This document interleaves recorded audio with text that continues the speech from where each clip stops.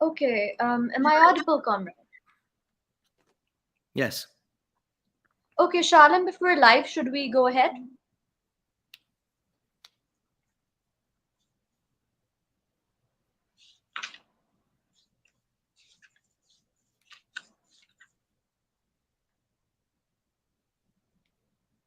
All right, so we're live.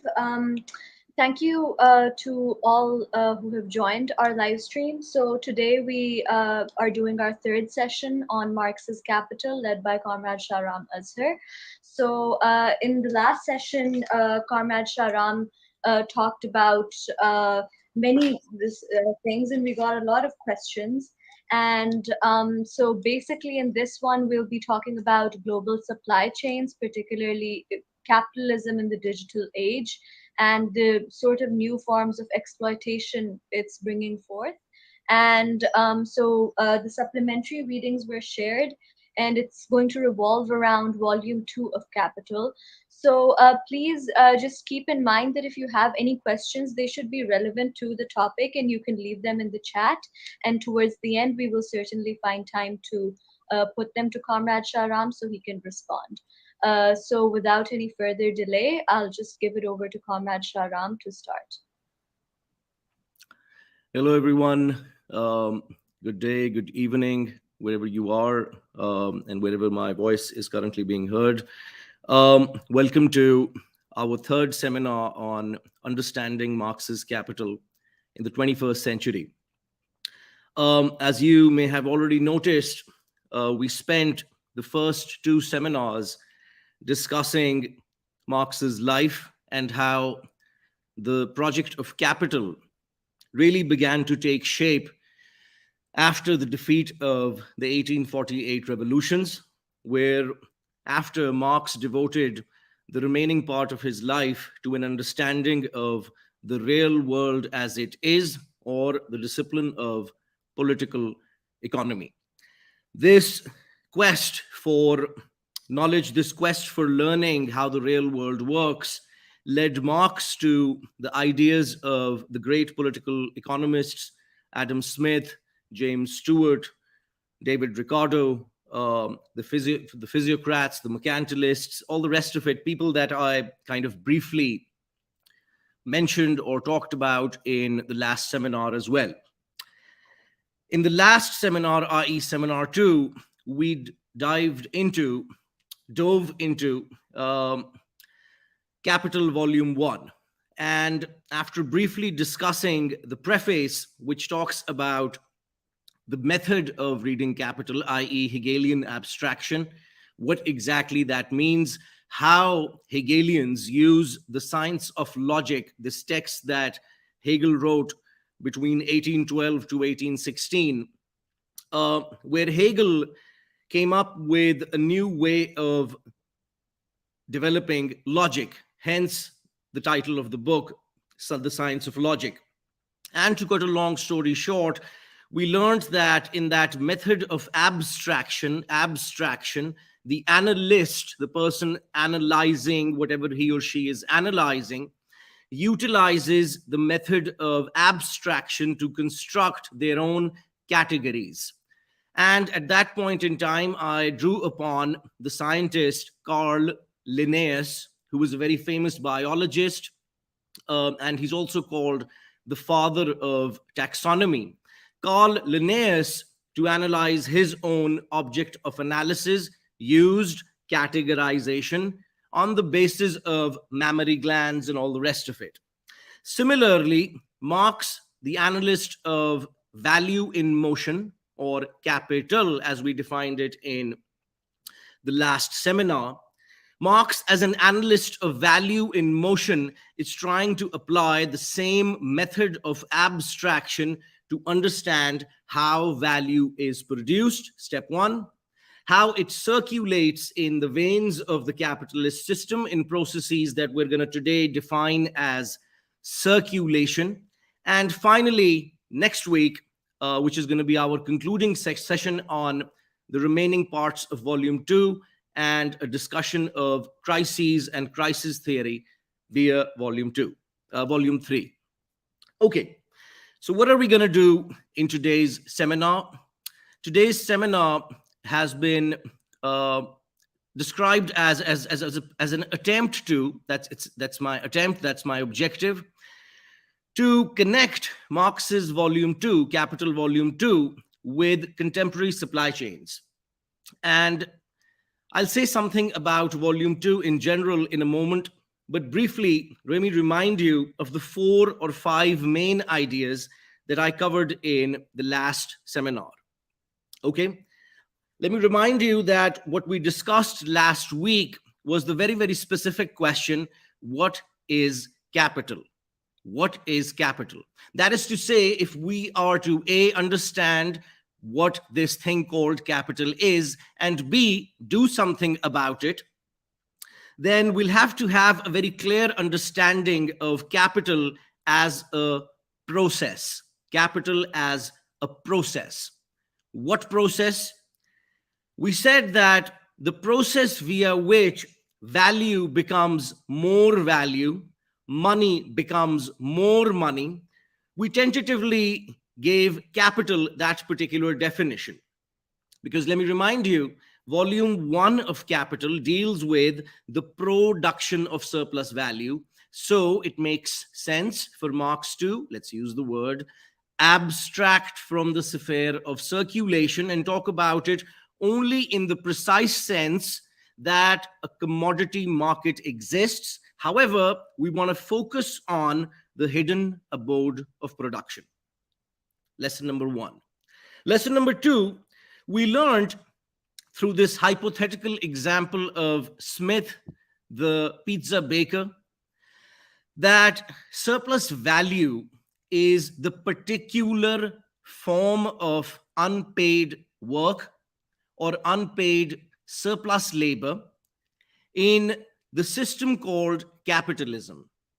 Let me remind you, whenever we observe the worker, the direct producer, performing more work than what he or she, him or herself consumes, whenever that happens, the Marxian political economist is obliged to ask the next question, namely, Mr. Smith, why did you bake 18 more slices than the ones that you yourself consumed?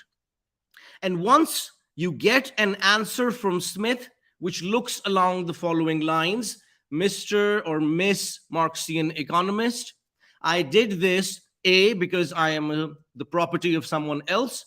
You're going to deduce that Smith is a slave. Smith says, I'm not a slave, but I'm tied to the land and hence I cannot resign. Smith is a serf. Well, the third option, which we're going to call capitalism or the capital wage relationship, goes along the following lines. Smith is neither a slave. Smith can resign if he wants to, but there is a cost associated with the act of resigning, namely that Smith loses the 2 slices that he was getting, i.e., unemployment becomes the whip that replaces the slave master's whip in capitalism. This new way of thinking was developed in Marx. As I said, go back to the first seminar, 1848. Marx writes in the Communist Manifesto alongside his collaborator Friedrich Engels that society is increasingly being split into 2 great camps, the bourgeoisie and the proletariat. This is a binary model, if you really think about it. Of course, it was a pamphlet, and Marx's attention began to be diverted toward the real issue of trying to understand real crises in various countries. To remind you, for those of you who are interested in economic history, the year 1856 to 1857 is a very important year in global economic history.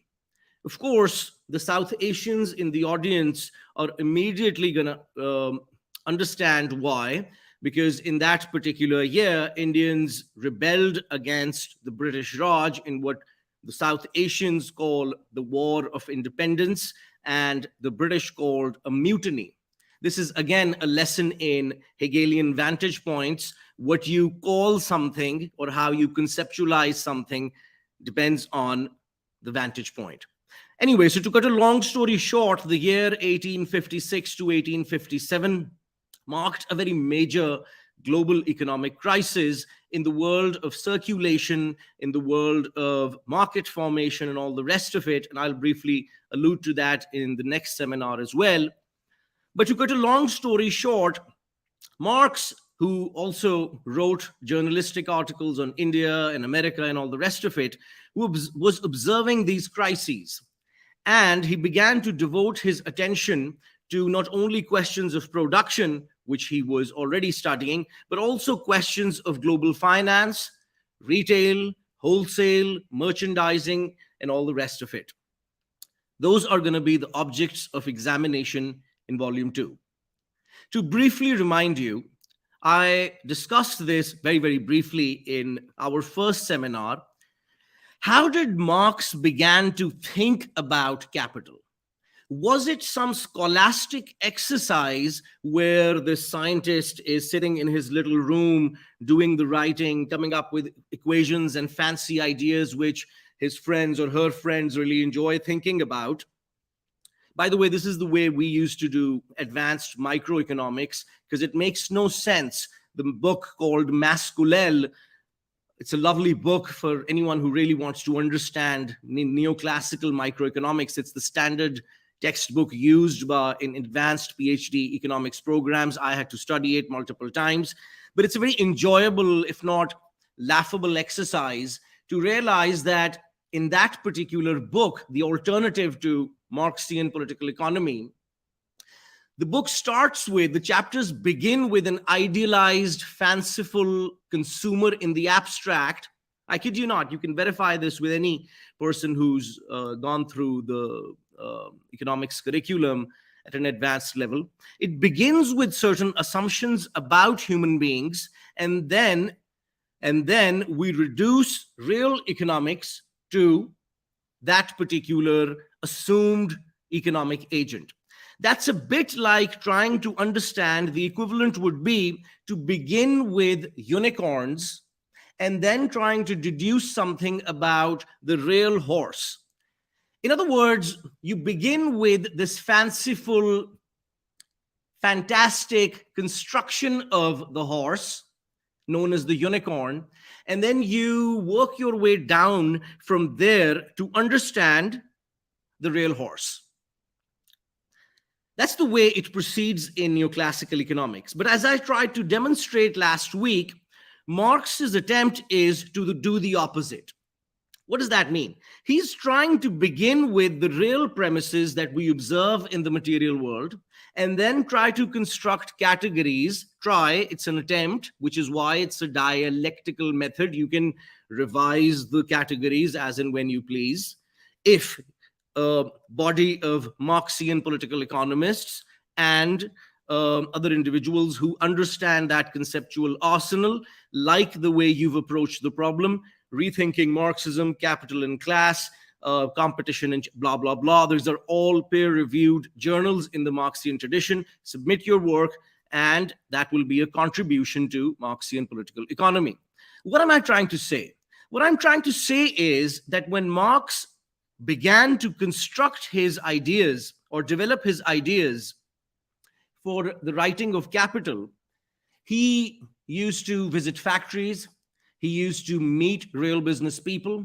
He attended courses on how machines work, workshops, certificates, and all the rest of it. He had long, intensive conversations with his best friend and practically co-author for Volume 2 and Volume 3, as I will say in a few moments, Friedrich Engels. As you know, for those of you who don't know, Engels was a capitalist. Engels ran his own firm in Manchester, a very successful firm, by the way. And based on those conversations, as well as conversations with other capitalists, Marx began to develop categories which would help him explain capital, i.e., the object of his analysis. Okay. Finally, one of the main ideas, or one of the central ideas rather, of volume one of Capital is what is called, at that stage of the analysis, the circuit of capital. The circuit of capital. What does that mean? At that stage of the analysis, i.e., volume one, because remember, what we wanted to make visible is the fact that more value, mehr Wert in German, which means more worth, more worth. That was the secret that we were trying to explain. Why was it a secret, by the way? It was a secret because when you looked at the observed world of the markets, you didn't really come up with a good theory of more worth. James Stewart, who was an author who wrote this, perhaps the first treatise on political economy, 9 years before Adam Smith, he was the first person in Marx's view, and Marx's theories of surplus value begin with Sir James Stewart. James Stewart had already kind of began to see that the mercantilist way of thinking about profits was wrong. To remind you, the mercantilist way of thought was centered around the idea that more worth was the result of buying this for 5 and selling it for 7. But James Stewart began to realize that there's a problem with this way of thinking. And he, to resolve this problem, although he never fully resolved it, that had to wait for Adam Smith, the physiocrats, and all the rest of it. What he could not resolve is he used the following language. He said that there's what he is going to call relative profit. Relative profit, what does that mean? That means that someone sells something that's worth 5 for 10. That means that someone else had to sell something else that was worth 10 for 5. Relative profit. And he used a lovely word for it. He said that these vibrations are a regular part of the capitalist economy, although they do not impact the quantum, the quantity, the magnitude of value in the system. Okay. In other words, the analysis began to turn now, after Sir James Stewart, toward the domain of production. That is to say, people began to realize that we cannot discover the secret of more worth, more value, surplus value in the observed world of circulation or markets. So Marx invites us to do this exercise known as the circuit of capital, which is on your screens. The capitalist begins with a sum of money, M, the dollar sign. This dollar sign, this flow goes in two directions. Part of it goes to constant capital, the raw material, the tools, the equipment, the non-labor inputs. And as we discussed last week, things like raw materials, blah, blah, blah, do not add value to themselves. Tomatoes do not automatically become pizzas unless there is this other commodity in the market known as labor power, Smith's capacity to perform work. Unless that commodity exists, the tomato and mozzarella and pans would not become a pizza. In this case, I've used the example of the chair, but it belabors the obvious. So a part of money, dollar sign, goes towards constant capital that transfers its product, its value, directly into the final product. Hence, we use the word constant capital to make that point clear. As opposed to that, one part of the initial outlay goes towards buying Smith's capacity to perform work, i.e. Smith's labor power. Please, I don't want to lose what we did last week. What the capitalist is paying for is not labor. Labor is a verb. the activities. What the capitalist is paying for is the commodity called labor power, the capacity to perform work Monday to Friday, 9 to 5. Okay, that part Marx chooses to call variable capital. Now, these two commodities, labor power and means of production, which the capitalist now possesses in his possession or her possession, like all commodities, these commodities have to be consumed. In this case, the consumption of inputs has been defined by the term production. Production. Now, this is very interesting for those of you who are interested in the philosophy of Marxism, as you should be. When you read this beautiful text called the Grundrisse, which is German for groundwork, you find these really interesting passages. By the way, Grundrisse was never meant for publication, which is great for us because, as Eric Hobsbawm pointed out, it's the book where you really begin to see Marx's thinking. He's kind of thinking out loud, basically. So he really kind of makes sure over there that we understand how he thinks. Now, when you read that, you begin to realize that he develops a syllogism. He literally uses that word. It's the opening line of this section called The Method of Political Economy, where literally he uses the word production, distribution, exchange, and consumption form a regular syllogism, where production is the generality, distribution and exchange are the particularity, and consumption is the singularity that binds the whole. What does that mean? He's trying to say that just as in physics we use this concept of moments to understand change, transformation, and motion, similarly, what the discipline called political economy rests on these four moments.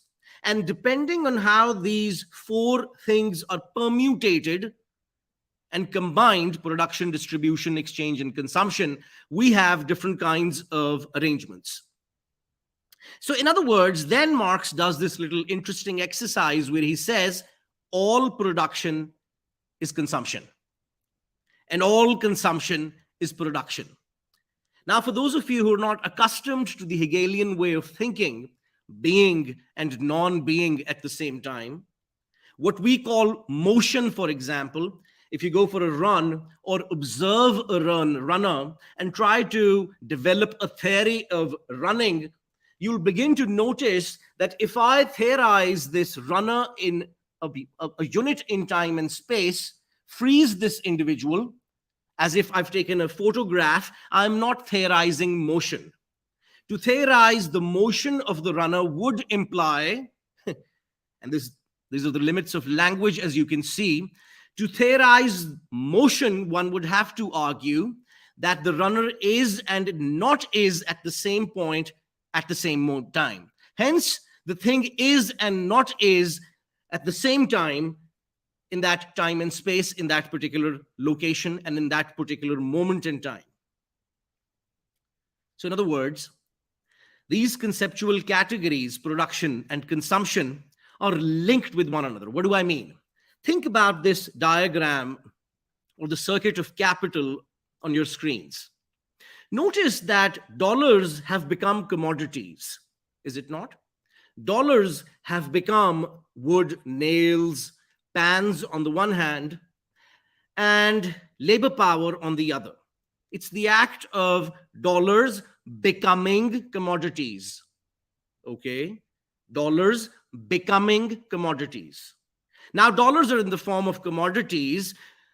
What do we do with commodities? The only thing that can be done with commodities is to consume them. The process of the consumption of inputs is called production. Production is the consumption of inputs. All production is consumption. This gives birth to, as you can see, a product that is pregnant with surplus value, known as a chair. This is sold in the market, another circulation, another act of equal exchange. But this time, the equal exchange becomes more dollars, as you can see. That is represented in the diagram over here by an increase in the size of the dollar sign. This results in becoming more dollars than what went into it. Okay. So in other words, for those of you who are interested in the science of logic, I'm dealing with the theme of being and becoming. Being and becoming. Dollars becoming more dollars. Commodities producing more commodities. Production giving birth to more production. Finally, and I don't want to lose this because I'm going to return to this next week to tell a rich story about the rate of profit and crises in capitalism. I alluded to this last week as well, that Marx's mathematical equations are simple and elegant because he uses a very simple way of constructing these categories in a quantitative way. This is why one tradition within Marxian economics is premised on mathematizing and empiricizing the concepts developed by Marx. That's a perfectly legitimate way of thinking about the project, and some researchers have taken that particular trajectory. To name just a few, one of the greatest thinkers in the field, my professor, my mentor, I learned a lot from him, Professor Dipankar Basu, is an amazing practitioner of how to think about this project in an empirical way. Others have chosen a different path and have thought about the project differently and theorized the idea in terms of the Althusserian idea, the old Althusserian project, whereby the math is only kind of important insofar as it allows us to think about the political economic project and the cultural project, and the idea of social transformation and change that is latent within Marx's theoretical framework. But regardless, for any student of Marx's Capital, this is the bare bones of the mathematics that we have to use. If you want to understand Marxian economics at a higher level of mathematical rigor, follow the work of Anwar Sheikh, Professor Dipankar Basu, Duncan Foley, and a host of other amazing scholars in this particular area. Okay, so what is the bare minimum that you need to know in terms of the mathematics that I'm deploying? The bare minimum is to understand and appreciate, based on the discussion that we've already had, that the value of any commodity, the value of this pencil, the value of the apple that you ate, the apple, the chair, the pizza, etc., is divided into, if it's a capitalist product, into three parts. We used the variable, the symbol W, to talk about the quantum or the magnitude of that value. And that value is divided into three parts. C, constant capital, non-labor inputs, plus new value added, which is divided into two parts, variable capital and surplus value. Okay. We also talked about the idea that in Marx's chapter 10, i.e. the working day, the same thing can be mapped onto Monday to Friday, 9 to 5, in those 8 hours.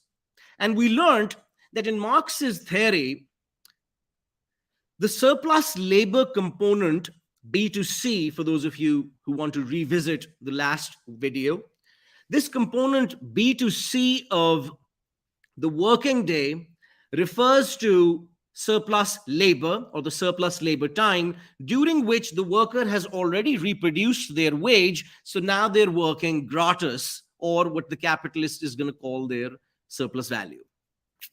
And we learned that in this situation, the capitalist has the following incentive: A, to increase, to push C to the right, which would increase the working day, or pull B to the left, in which case the necessary component will be produced at a faster pace so that the remainder is surplus labor. At that point in time, I alluded to Apple as a beneficiary of that arrangement, although I did not present you with any further evidence. So I thought that it would be prudent to discuss something from the website of Apple. I've taken a screenshot to remind you, you can verify this. This is from Apple's supplier report. Apple's supplier report. This is from their website. I didn't make it up. As you can see, it says apple.com. That's their official website. This is not propaganda from any socialist periodical or pamphlet. So I thought it would be interesting for us to read some sections from this. You ready? Let's do this. There's this lovely section called Work Hours and Days of Rest, kinds of the issues that I'm interested in. So let's read. It says the Apple Supplier Code of Conduct, there's such a thing, sets a maximum of 60 hours per week. 60. 5 multiplied by 8 equals, extremely complex mathematics, 40 hours a week. 60 minus 40 equals 20 additional hours a week. Very, very nice. Very nice. So the maximum of 60 hours per week is set and requires at least one day for the serfs. No, sorry. At least one day of rest per 7-day week under normal working conditions. I'm sorry, I'm going to read that again. I thought it said serf. 60 hours per week and requires 1 day of rest per 7-day week. Exactly like it was in serfdom. So I'm sorry, my apologies. Under normal working conditions, normal. That's a nice word, normal. Because normal varies from Bangladesh to China and from China to Indonesia. So anyway, that's a nice word to use so that the lawyers can later define it in whatever way they like. I like that. We examined records from each supplier across multiple shifts of several production lines. They did some research on that, preempting the research that would be produced by some Marxian economist in Rethinking Marxism or the Review of Radical Political Economy, and then blah, blah, blah would happen. So preempting that, they examined the records from each supplier across multiple shifts, ensuring that the samples included peak production months. At 40 of the facilities audited, the records we reviewed indicated that workers had exceeded weekly work hour limits more than 50% of the time. While our code allows exceptions to work hour standards in unusual circumstances, the practice of exceeding these limits appeared to be routine rather than exceptional. Similarly, at 46 facilities audited, more than half of the records we reviewed indicated that the employees had worked in excess of 6 consecutive days, at least once per month. The premises from which we must begin are not arbitrary ones, not dogmas, but the real premises from which abstraction can only be made in the imagination. In other words, and this is a peer-reviewed article that was published in the journal Competition and Change. I'm going to keep referring to this beautiful piece. This piece demonstrates and provides a befitting empirical confirmation of chapter 10 and 9 of Marx's volume 1. I promise you this lecture is about volume 2, but to do that, I have to make sure that we don't lose what we've done already. This piece, I'm just going to read the highlighted part.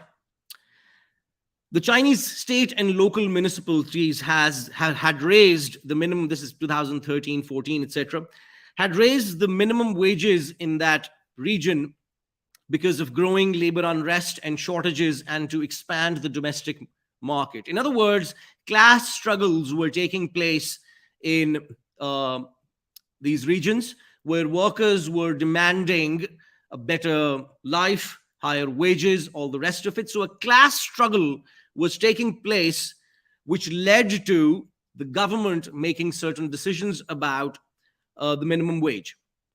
Now, there's one party that's engaged in demanding a higher wage, a better life. And there's another party which is going to respond to that by adapting its tactics and strategy in accordance with the class struggle.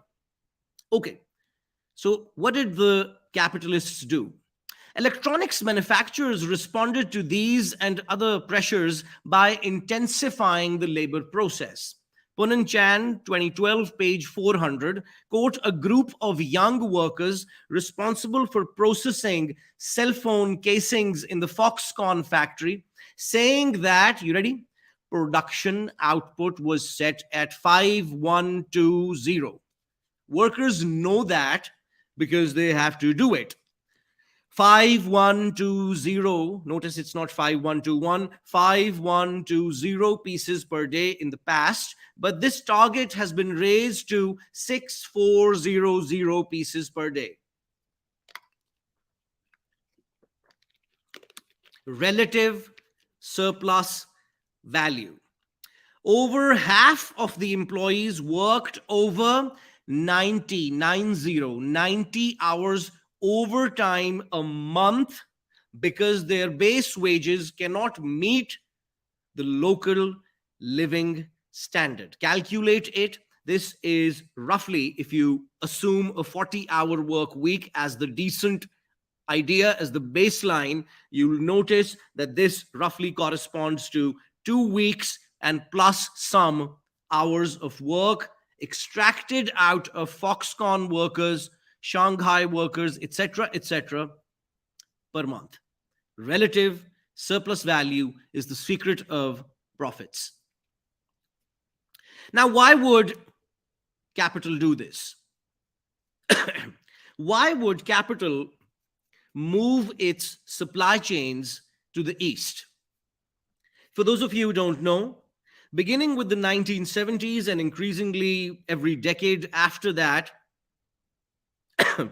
capital moved or began to move its manufacturing, assembly, fabrication stage of the production process to China. Mexico, Bangladesh came later as well, but the main recipient, the primary recipient of global value chains, as they are called in elite academic circles, is just a fashionable way of saying that value began to be produced globally. Now, what changes do you expect took place as a result of this? And why was this change brought about in the first place? So this is a beautiful piece that I read that talks kind of about that idea.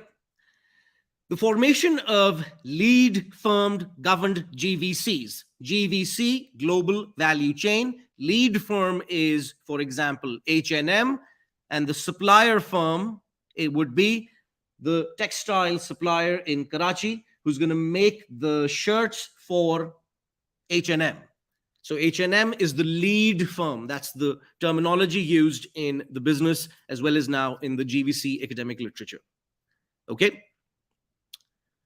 The formation of lead firm governed GVCs is in part the outcome of attempts by core economy firms supported by states and international institutions to escape the world economic profit crisis of the 1970s. This is what I'm going to discuss next week, which is about crisis theory.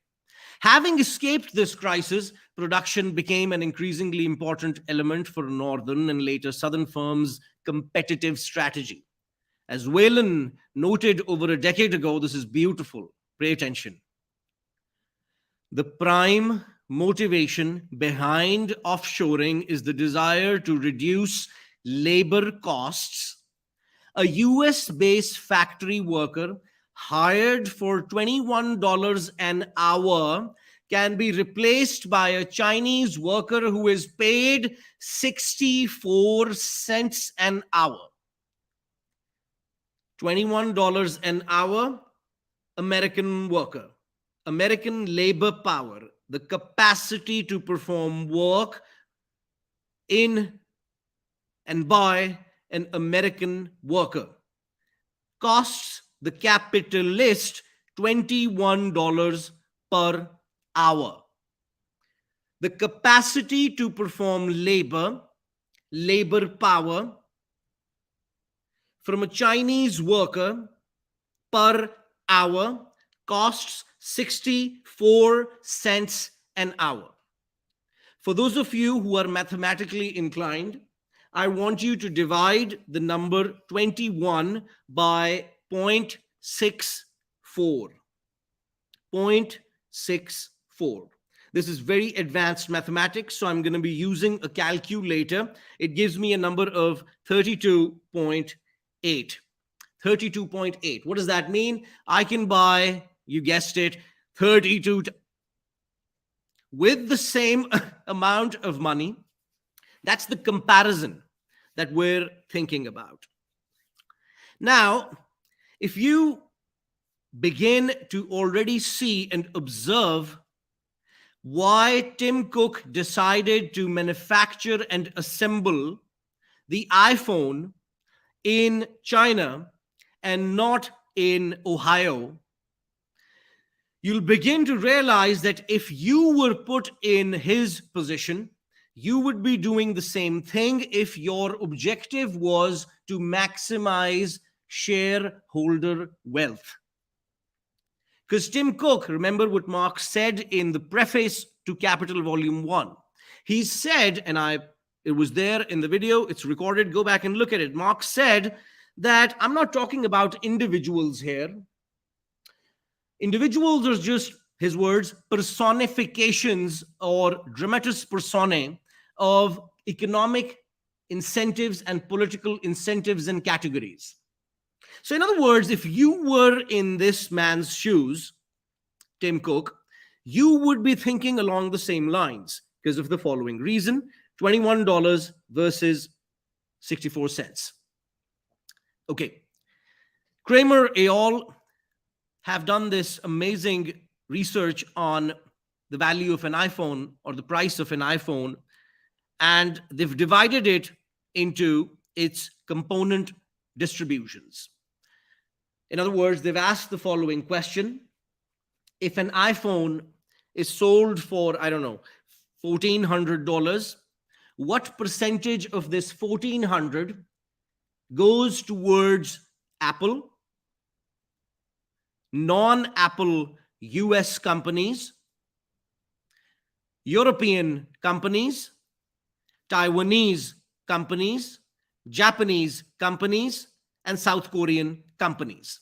In other words, one part of this pie, this pizza, goes towards profit or profit-related distributions, as you can see. One part of it goes toward replacing the inputs or the materials cost. And one part of it goes toward the workers in China who received 64 cents an hour to make this particular device. You with me? As you can see, according to Kramer et al., 2011, page 5, this diagram demonstrates that 58.5% of this profit goes toward the company called Apple. Another 2.5%, excuse me, goes towards non-Apple US profits. Non-Apple US profits. In other words, roughly 60% or more of the profits produced as a result of this particular product are going towards American companies. And after you do the subtractions for everything else, as you guys can already discern from here, the cost of inputs, i.e., materials, is what Marx would call constant capital, non labor inputs. So 21.9% of the value of the iPhone consists of constant capital, roughly.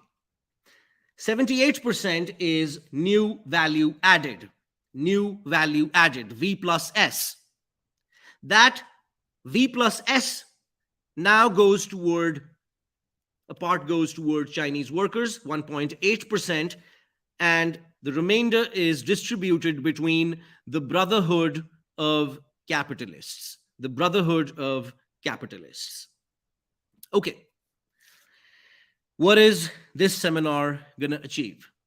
In this seminar, I'm going to resume Marx's analysis at the domain of the hidden abode of production.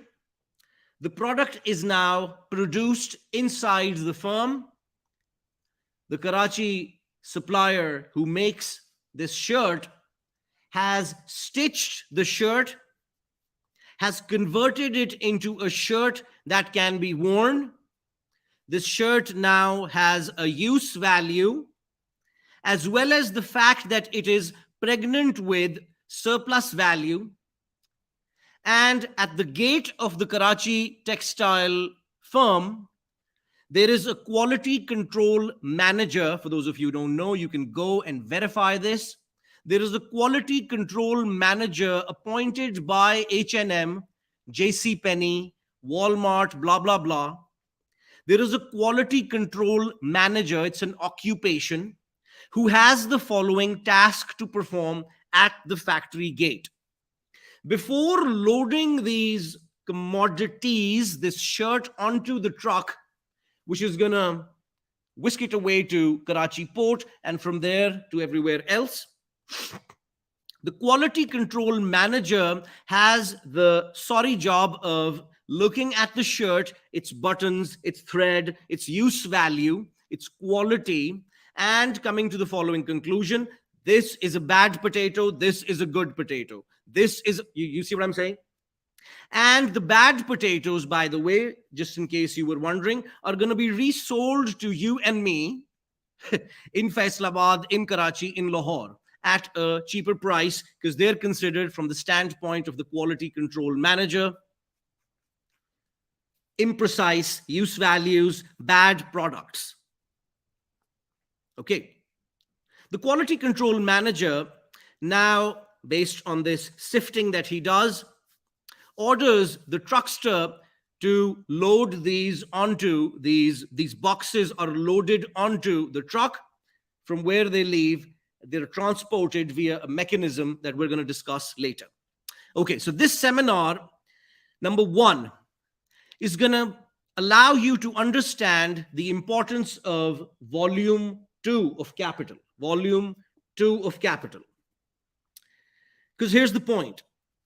Many people are under the delusion and come up with these ridiculous and ignorant points that Marx did not consider this. It's a fashion, by the way, it's a fashionable kind of line of academic research these days, and it has been since 1867. I'm very happy that Marx's critique has generated this profession for people where your argument begins along the following lines: all of that is right, but Marx did not consider. And you fill in the blanks and you tell a story and you feel good and your supporters feel good because you've just criticized Marx by constructing a straw man, etc., etc.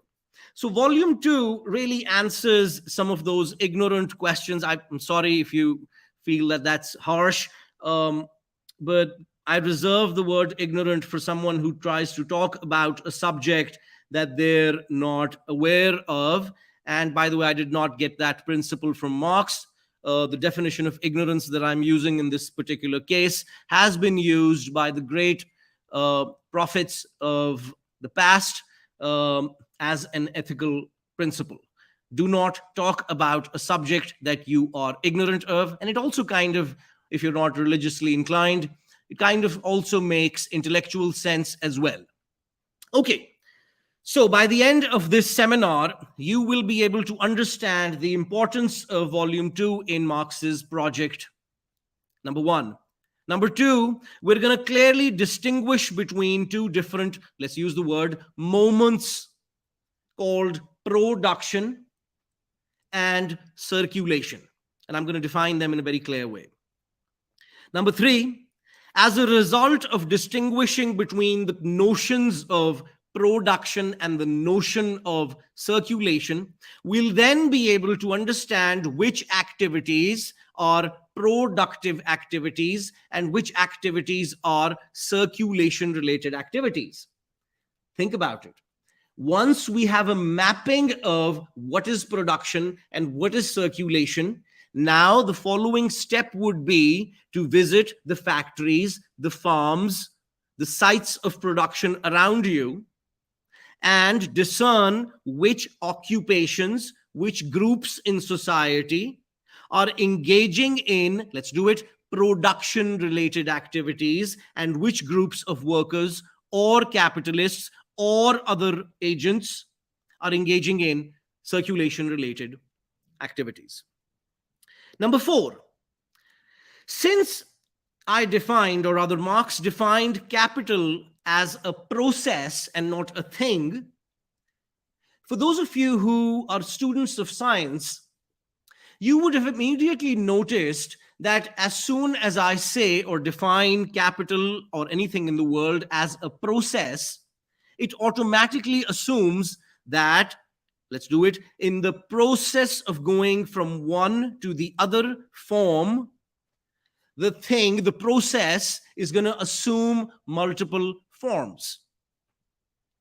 Just as, for example, water, or H2O rather, exists in three forms, and in order to explain the water cycle or the phenomena called rain or snow or the ice-capped mountains and all the rest of it, if you had to explain this particular, let's use the word, water cycle, that is to say, if you had to explain why Raval Dam is the way it is, you can't explain the water body in one part of the earth without explaining what's happening in the circuit of water or the water cycle as a whole.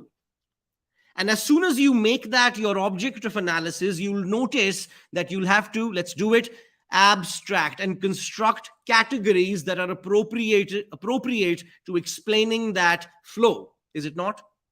And as soon as you do that, as soon as science devoted its attention to that, they discovered, lo and behold, that H2O can exist in the form of liquid, gas, and ice, solid state.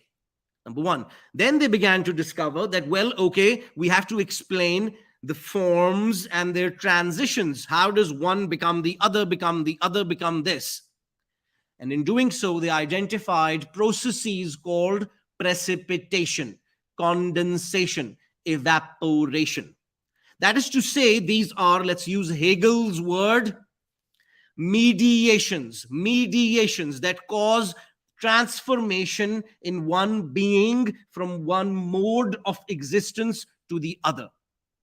Similarly, Marx is going to demonstrate that what we called capital as a process sheds and assumes, his words in volume 2, three different forms as it traverses the circuit of capital, the circuit of value.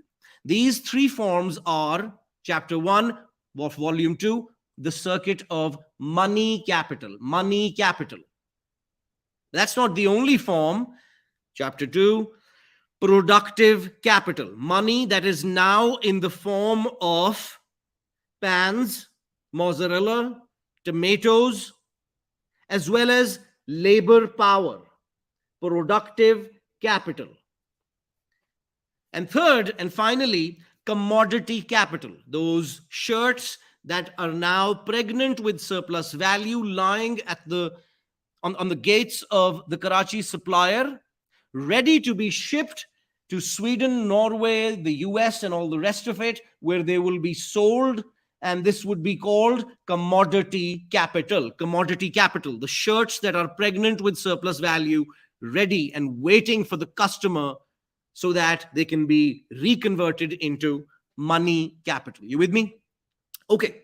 So the difference between money capital, productive capital, and commodity capital is not that one is capital and the other is not. Notice, for those of you who are interested in grammar, this is a noun adjunct. Noun adjunct. What does that mean? I combine two to tell the story, right? Money capital, productive capital, commodity capital. They're all capital. They're all forms of modes of existence of capital. For example, let's do another one. Solid H2O, liquid H2O, gaseous H2O. They're all H2O in the abstract. They're all H2O. You can take this to a lab and look at it. They're all H2O. So the difference between gaseous H2O, liquid H2O, and solid H2O is not that one is H2O and the other is not. The difference rather is that, for example, the solid form can be used to make a snowman. The liquid form, thankfully, can be used to do this, to drink water. And the gaseous form, I benefited from it an hour ago to clear my sinuses in the form of steam. In other words, each mode of existence has its own use value. Each mode of existence can only do and is restricted by the form in which it exists. The liquid cannot be used to make a snowman. The ice cannot be used to nourish the body with water. And the liquid cannot be used to clear the sinuses. Similarly, money capital can only do what money does. Pieces of paper can only be converted into commodities. You can't eat them. You can't sit on them. You can try it.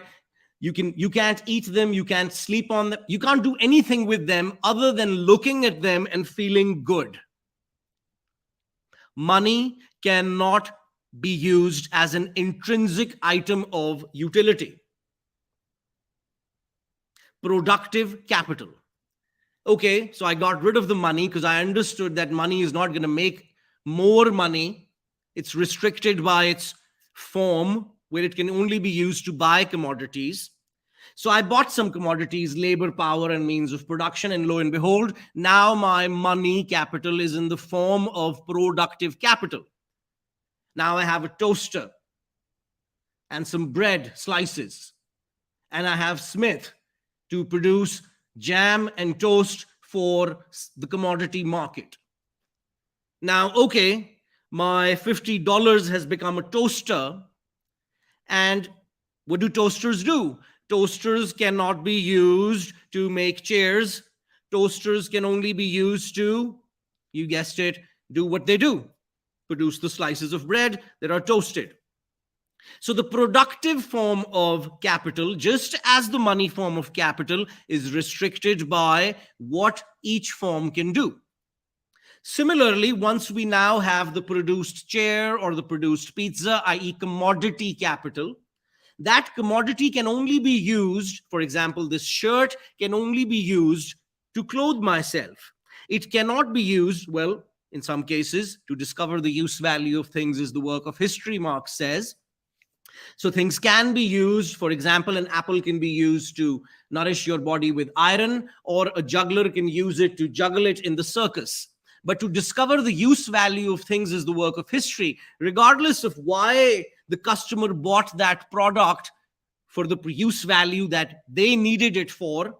For example, the company called Nestle may have bought this apple, this commodity, to produce apple juice. In that case, the apple is a means of production, an input.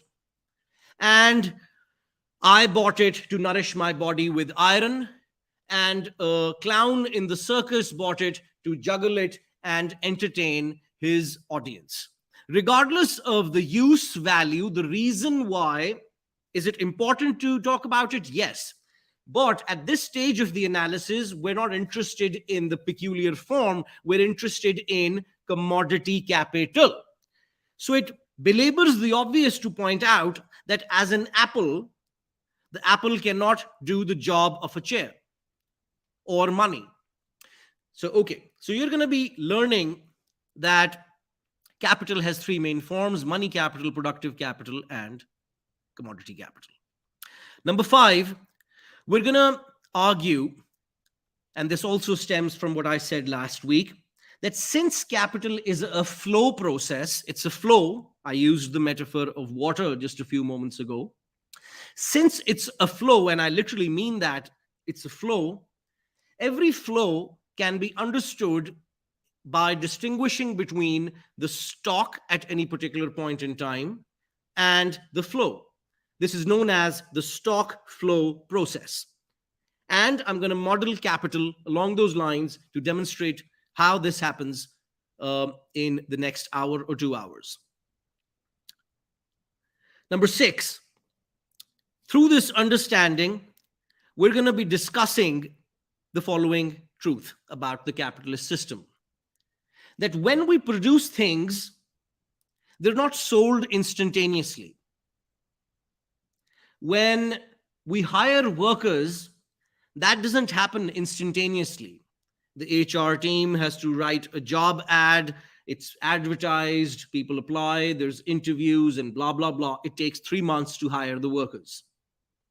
Similarly, when the capitalist tries to procure the materials, that does not happen instantaneously. You place the order, blah, blah, blah. In other words, the circulation of commodities takes time.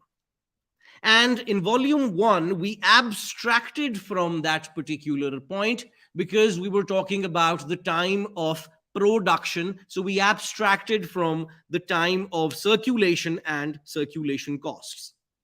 Finally, and I'm going to start with this example, I'm going to argue that Marxism is not a theory of unicorns, it's a theory of horses. What do I mean? That is to say, unlike neoclassical bourgeois economics, which begins with an ideal fantasy construction and then tries to fit reality into it creatively, Marx begins with real premises. And in doing so, you will discover, if you read the newspaper, economic news, business news, etc., you'll begin to see volume 1, volume 2, volume 3 in daily business news as well as business literature. Okay. So let's start with some interesting facts. This is the world map classified according to the number 1 product, or the number 1, in some instances, export emanating from that particular country or geographical zone. Since this is a live lecture and people all around the world are watching it, for which I'm very, very grateful and thankful, you can look at and zoom into different zones. You can pause this video later and zoom into particular zones based on your area of or geography of interest. But the point that I want to make and emphasize is the following: that if you look at the world map as our object of analysis and classify it in accordance with who makes what, you'll begin to see a very interesting picture. You'll begin to see that this continent called Africa is not a poor continent. Interesting.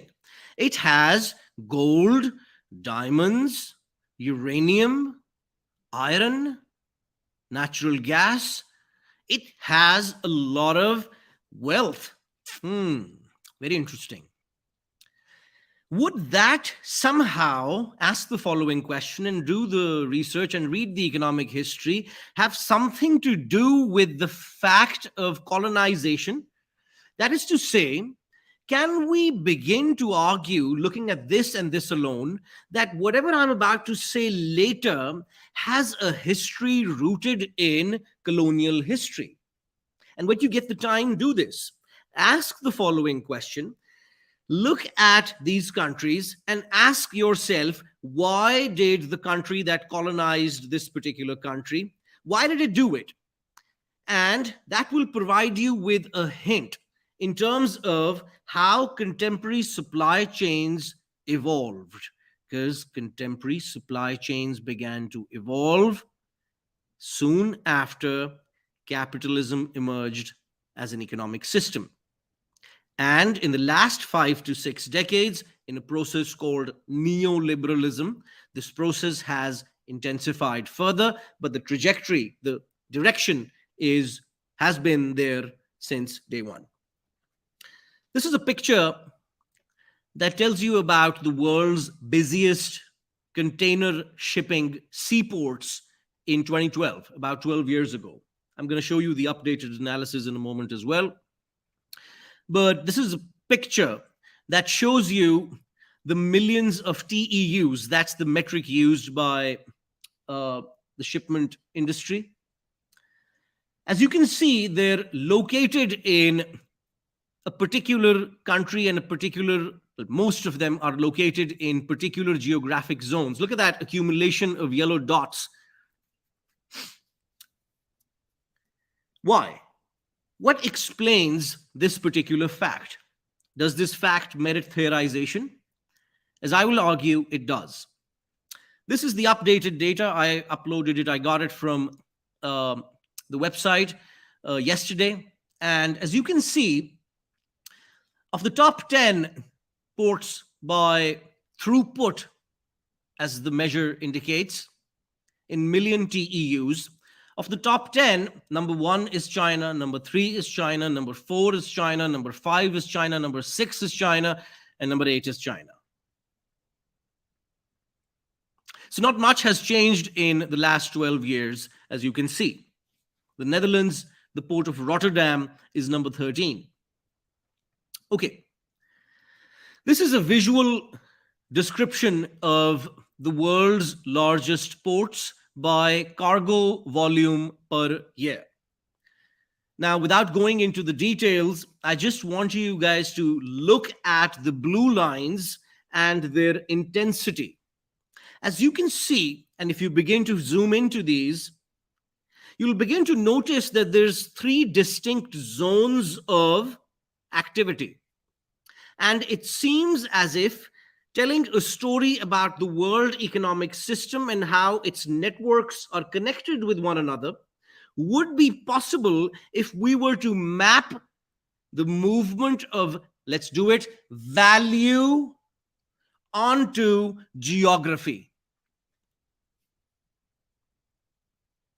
Mapping the network of, let's do it, production, distribution, exchange, and consumption of value along those lines would provide a theory of geography.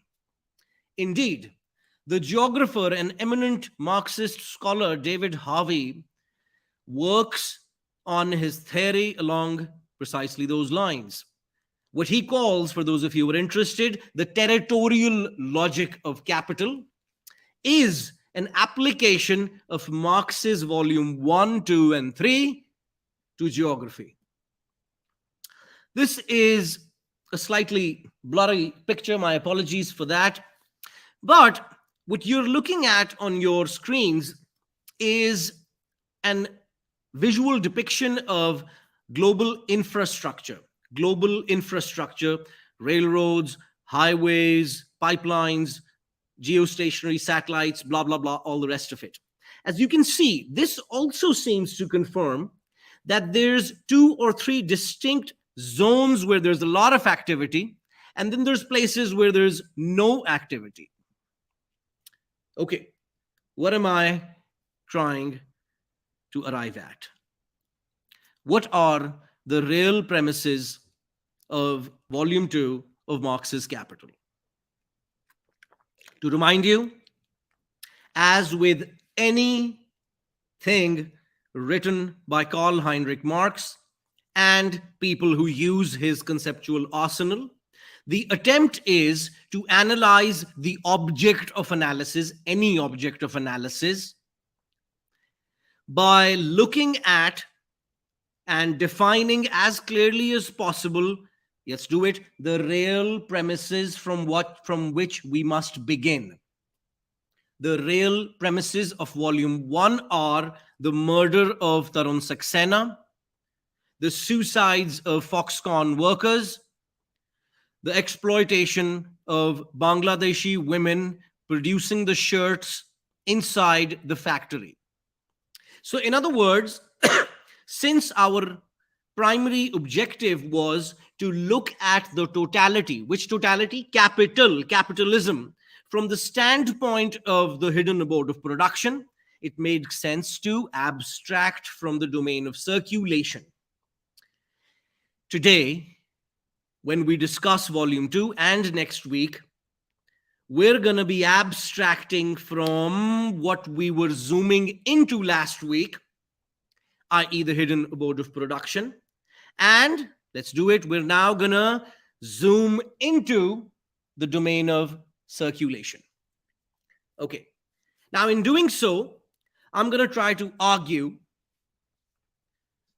that if you want to truly understand, please pay attention, guys, if you truly want to understand the capitalist system of producing things, the way a real business works, the real business decisions made by Tim Cook, if you truly want to understand that, don't study Mascolel, this microeconomics book I cited earlier. That book is amazing for comic relief, or putting it under your head as a pillow. I've done that as well. It has enormous use value for those objectives. If you think about, I'm going to do this little puzzle, mathematical puzzle, by the way, for those of you who are interested. I've studied it at the highest level. I did extremely well in those courses because I enjoyed puzzles like crossword and that kind of thing. I love playing chess, but I never assume as a Marxian thinker or as a thinking person that what I'm doing over there has anything to do with reality. In other words, enjoy the exercise of reading Mascolel. It has enormous comic relief, and it's extremely enjoyable. Like, if you have fun with it and don't assume or don't expect the teacher to say something about reality with that, if you have that empathy for the teacher who's condemned to teach that, or the person who wrote it, etc., if you have that empathy, you'll really enjoy the exercise as I do, because I have a deep interest in the ridiculous. I honestly do. I love looking at ridiculous things because it gives me immense comic relief. But in contrast, if you're serious and you really want to understand how real businesses work and theorize their own objects of analysis, you'll probably have to take a different route.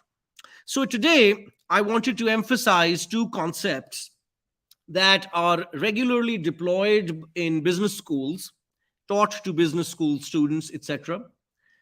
The first is what is called a supply chain surplus. So if you take a course at a business school in supply chain management, you'll learn about the concept of supply chain surplus.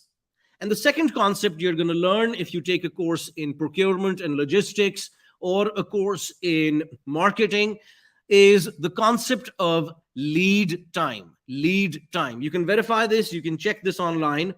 But I wanted to start off by asking you the following question. It's a very interesting thing to contemplate and think about. Why the hell do business schools exist?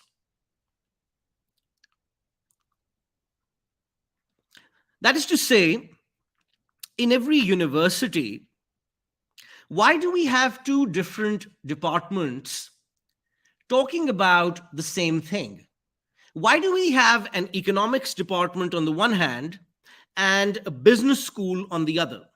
Now, as with everything else, if this is our object of analysis, let's not come up with a scholastic exercise, a fantastic theory about it. Let's try to dive deeper into its economic history.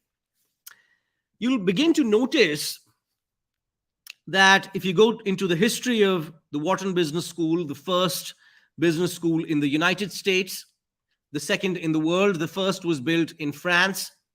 I don't want to pronounce its name, but the Wharton Business School was the first in the US, the second in the world, but the first in the United States, and was built in 1881 by the billionaire Wharton. Why would they do that? Well, by the end of the 19th century, as I pointed out in the Q&A session last week, as bourgeois economics began to take this different route of subjectivizing value, it became clear to the business owners when they looked at graduates in economics uttering these idiotic things like perfect competition and blah, blah, blah, they realized that these guys are not serious.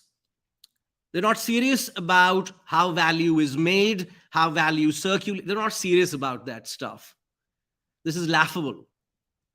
Because think about it. If you were being interviewed by a capitalist and being hired for a job, let's say Meta, and Mark Zuckerberg is across the table asking you the following question: how do you think Meta should position itself in the next 5 years? And if you responded to that question by saying that, Mr. Zuckerberg, I learned that the best way of organizing capitalism is perfect competition.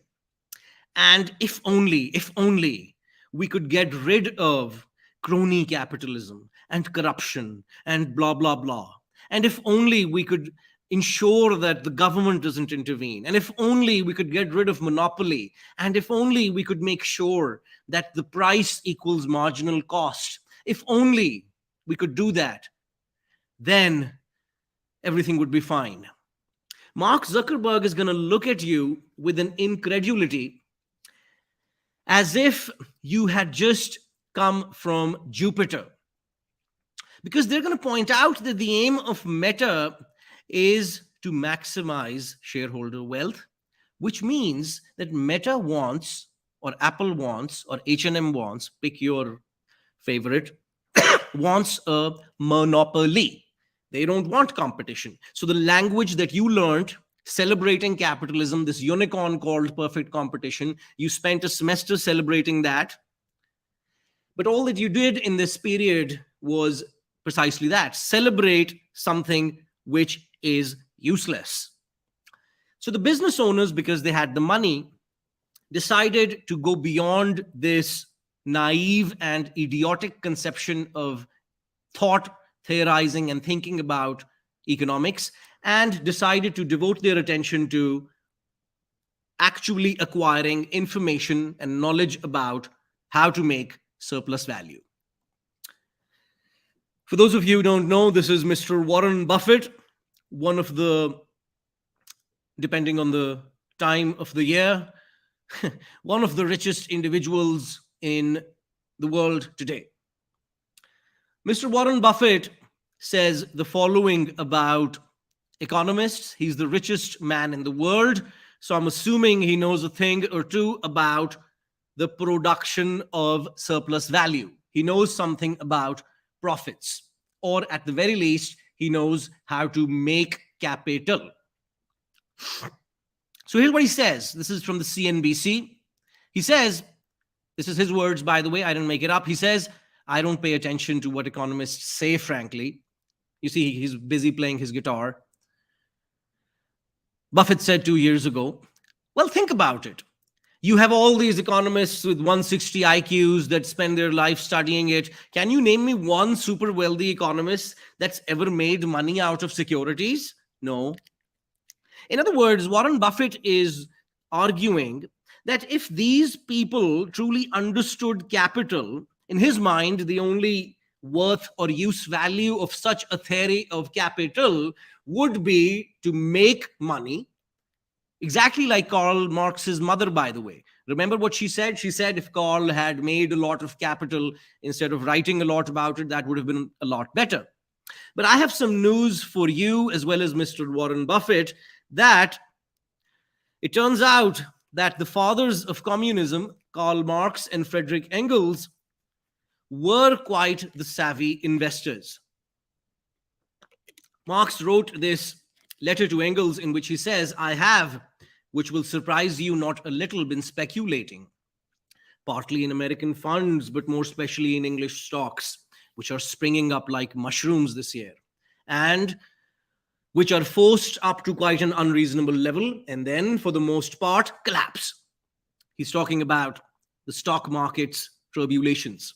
It's a type of operation that makes small demands on one's time, and it's worthwhile running some risk in order to relieve the enemy of his money. Relieve the enemy of his money. In other words, Marx was an investor on the stock market.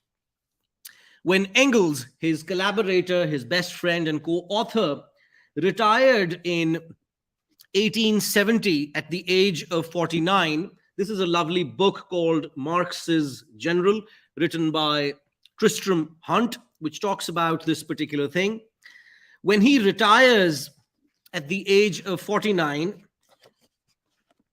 on 30th June, to be precise, Friedrich Engels gave up his job in the family business after 20 years. Ready to greet him on his return to his small cottage were his lover Lizzie Burns and Eleanor Marx, daughter of his old friend Karl. I was with Engels when he reached the end of his forced labor, and I saw what he must have gone through all those years. I shall never forget the triumph with which he exclaimed, for the last time, as he put his boots in the morning to go to his office. At the age of 49, when this man, Friedrich Engels, one of the founders of this theory that we're thinking about, when he retired at the age of 49, not because he couldn't have continued, not because he couldn't have made more money, not because of blah, blah, blah. He retired so that he could focus on abolishing capital. Marx and Engels wanted to abolish capital, not because they didn't know how to make it, but rather because they understood that the secret of capital lies in surplus value. So when this gentleman called Friedrich Engels, Marx's general, retired at the age of 49, his portfolio was worth, you ready, in today's money, $2 million US. 2 million. He retired at the age of 49. If he continued as Warren Buffett has for another 40, what would have happened? What I'm trying to arrive at is twofold. Firstly, if you thought that Marxism is a theory of asceticism, it's a theory of moral lifestyleism, wear these clothes and not wear those, eat that and don't eat that, consume this and don't consume that. No, it's not. You're thinking about a different theory. If you want a theory of personal ethics, there are 10,000 different theories, ideas about that particular subject. Marxism is not one of them. You're looking in the wrong place. You're not going to find asceticism. You're not going to find a theory of how to live a good life. You can use this book, volume 1, 2, and 3 of Capital, to make capital as well as destroy it. To do something with something requires understanding of it. Engels used it till the age of 49 to make $2 million. And then devoted the latter part of his life to create a theory and set of ideas to destroy it. So here's my question. When owners of capital such as Warren Buffett, Wharton, and all the rest of it find the theories and ideas produced by economists useless, should the owners of labor power Theorists of labor power take economics seriously, or mainstream economics seriously?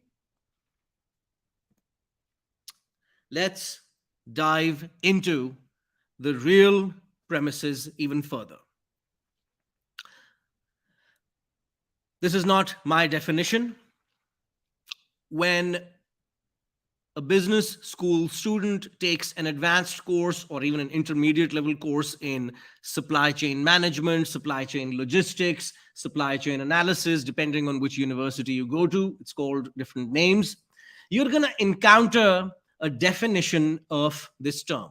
Let's read this definition. This is their literature. This is not from Marx's Capital. They define a supply chain as a network of relationships and processes. Beautiful language.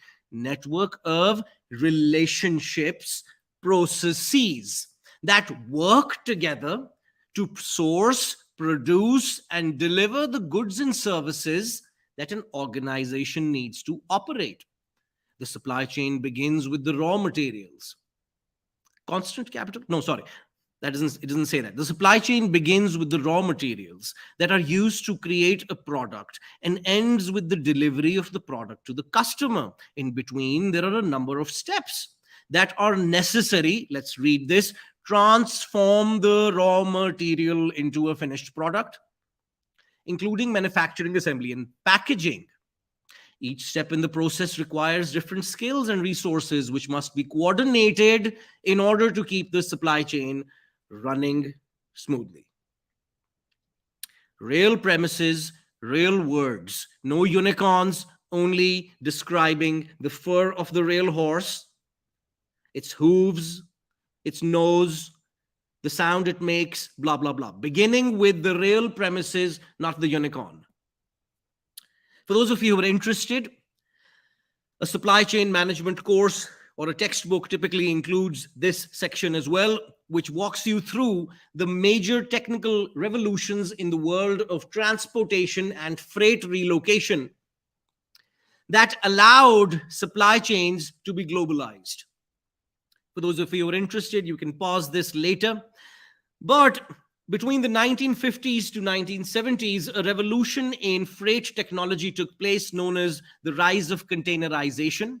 This allowed a new shipping method to basically carry large numbers of standardized units from one location to the other across the ocean in large numbers. In the 1980s, we had a major breakthrough in the world of computer processing, and the use of computers and other electronic devices such as your phone and apps, etc., in the digital world has become increasingly widespread, making it easier for businesses to be located in California and monitoring workers, procurement, materials, blah, blah, blah, via the digital space. So you can literally, if you're a business owner these days, track your inventory as well as your shipments live via a digital method. For example, in Vietnam, a new monitoring method has been introduced by Nike and others, which is called electronic monitoring. So technology has, by the way, this is not a critique. So capitalists don't present these things as a criticism. They present it as a real capitalists, that is, not the economists who celebrate it, but real economists unashamedly kind of point out that technology has made it easier than ever to monitor employees. Employers may use software programs, awesome, installed on employees' work computers. This is called the key capture technology, for example. They may establish network firewalls, control employees' use of computers, limit their access to the internet. How amazing, right? So in other words, there's ways via which electronic monitoring can take place now, allowing those aspects of volume one, the working day and monitoring and extracting relative surplus value and making lives miserable for the workers. You don't have to be in Cambodia and Vietnam to do that anymore. You can do this electronically, digitally, while being in California, right? You can do this now. So that's amazing from the standpoint of capital. A concept that you learn in this intermediate book that was written and published by the Cambridge University Press, so no minor press at that. It was written by Jonathan Birkin, and it's a concept that's deployed by analysts of surplus in supply chains. What's the idea? Jonathan Birkin defines a supply chain surplus as the difference between the revenue generated from the customer, you ready, and the overall cost across that supply chain. What does that mean? Let's focus on the definition, and the concept and notion will make itself clearer. Think about it. Instead of producing the entire product in location 1, the capitalists can, you ready, design a chain that takes this thing from being wood and lead to a pencil, where the lead can come from location 1, the rubber can be assembled in location 2, the sharpening can take place in location 3, so on and so forth. And lo and behold, let's say we're making a chair.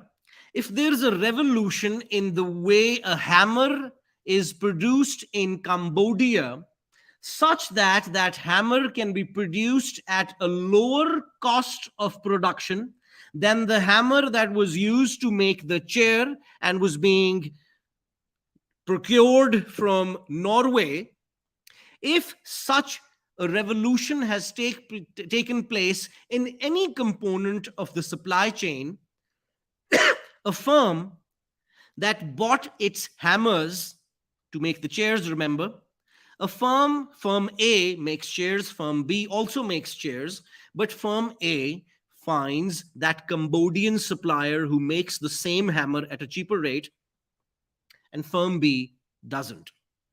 In this case, holding all else constant, the supply chain surplus of firm A is going to go up, and the supply chain surplus of the competitor who could not find that exploited worker in Cambodia who could make the hammer at a cheaper rate, since firm B couldn't find that serf, that slave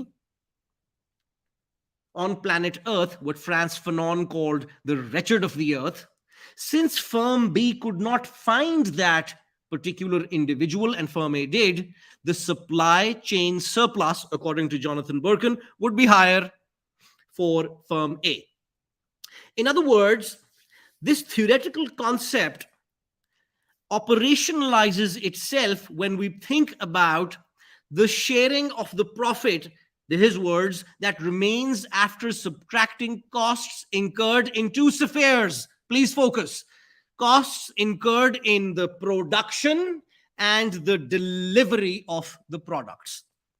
For those of you who are mathematically inclined, Sunil Chopra from the Kellogg School of Management, which is not the Institute of Marxism-Leninism, it's the second or third highest ranked business school in the world, the Kellogg School of Management.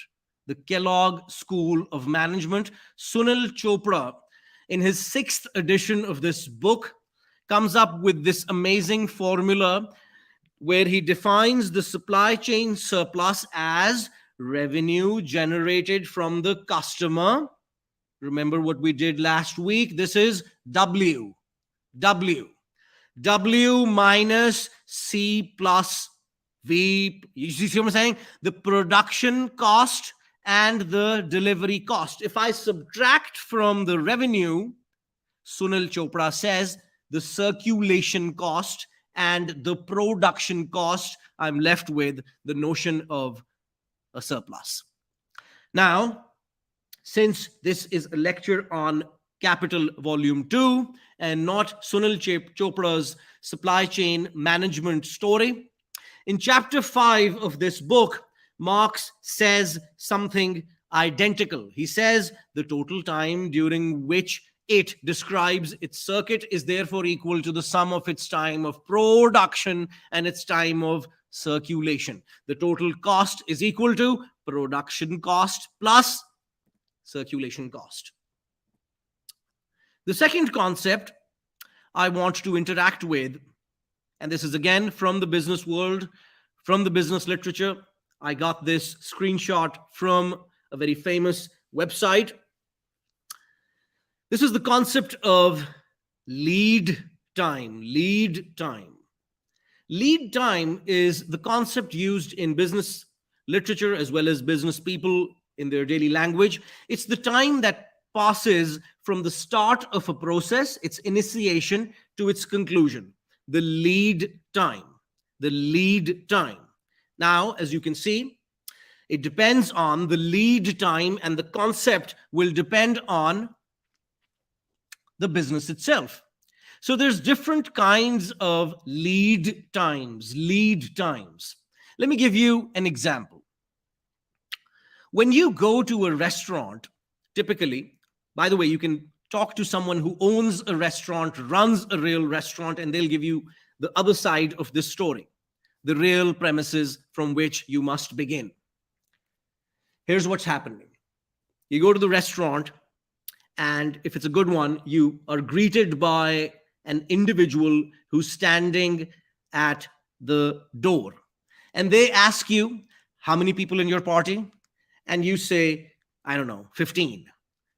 And at that point in time, when you have uttered the word 15 and the person has noted it down, let's do it, lead time begins. From this moment, you're then seated on a particular table, and the waiter arrives at your table and takes your order.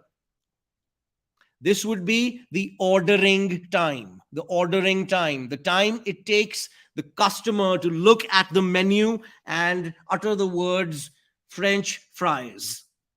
The waiter is going to note that thing down and go towards the kitchen where the materials are semi-finished, prepared, blah, blah, blah, depending on the business line, and the chef begins to produce the French fries.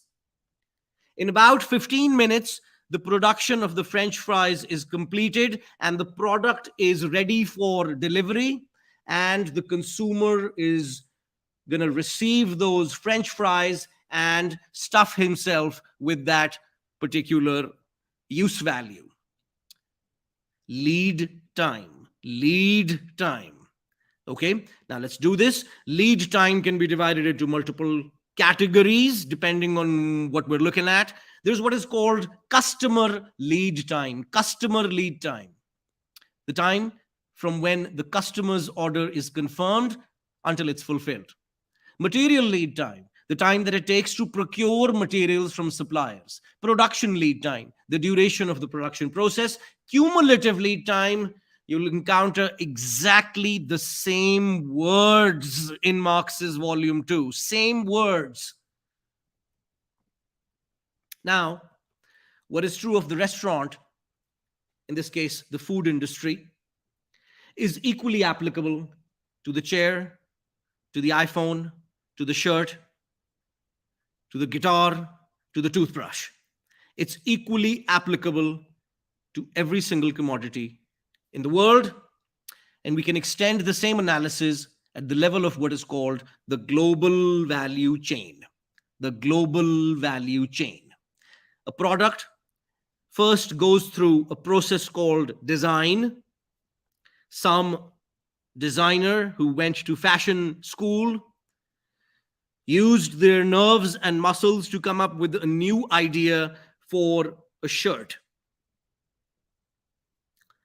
This now goes into, this order is sent to hundreds of thousands of firms around the world. Li and Fung, by the way, for those of you who are interested, is a supply chain management company focusing on textiles. They receive the order from the designing company in California or Stockholm or whatever, and they're affiliated with, connected with 40,000 supplier firms around the world. And Lien Fung sends this signal to textile suppliers around the world that we have this particular design. Do you want to make it? And the left sleeve could be stitched in Cambodia. The right sleeve could be stitched in Sri Lanka. The buttons could be assembled in Thailand. And lo and behold, the product is going to be then distributed, marketed, and sold. This is a very interesting concept that has been developed in the last 10 to 15 years by people who define their own work as global value chain analysis. And they've developed this curve called the smile curve. The smile curve. It feels really good. But the basic idea is that you plot the stage and its share on the y-axis. How much did each component production process contribute, or receive rather, in the form of value? And how did that change over time? So what this graph tells you is that in the 1970s, the production stage and the pre-production and post-processing stages, i.e. finance, stage 1, R&D, blah, blah, blah, and selling, stage 3, were relatively receiving the same amount, hence the curve is flat, as production. They were still receiving more, but it's still flatter than what it is now. Look at that 21st century value chain. Production has become cheaper and cheaper, and it seems that a larger part of the value chain is now captured by stage 1 and stage 3, finance and retail. That also kind of makes sense given the fact that when we look at the Fortune 500 companies, we observe the rise of Walmart.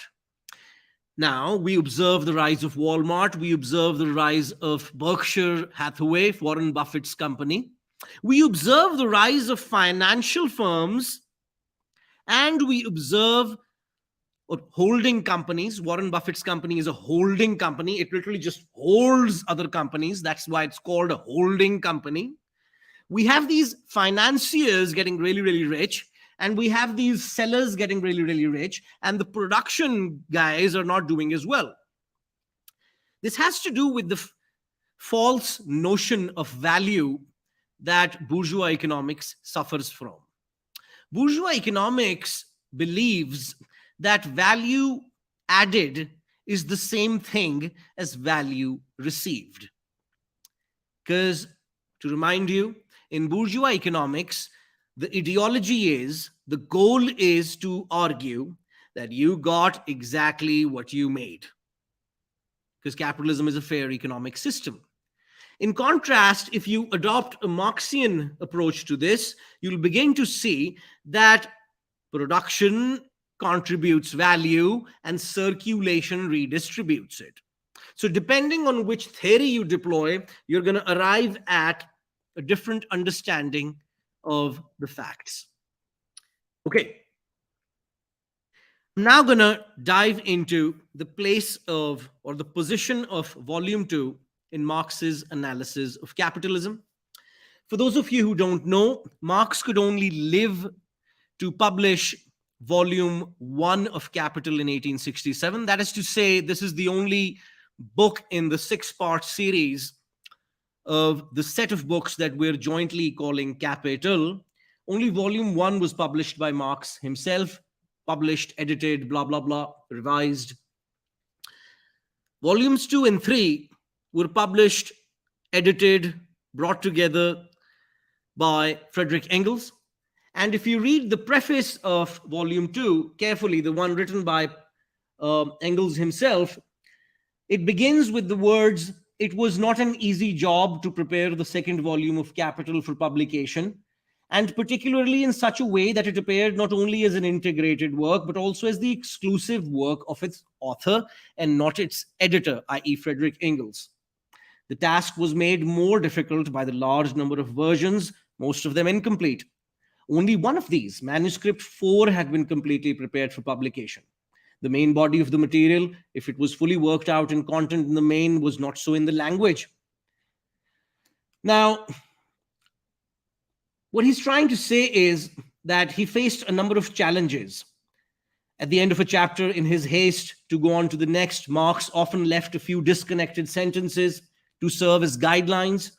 Finally, there was the notorious handwriting, which even the author himself was sometimes unable to read. So, in the preface, Engels, the editor, the guy who brought this book together and published it, the book that we're reading, in the preface, if you read the preface carefully, he talks about these anxieties.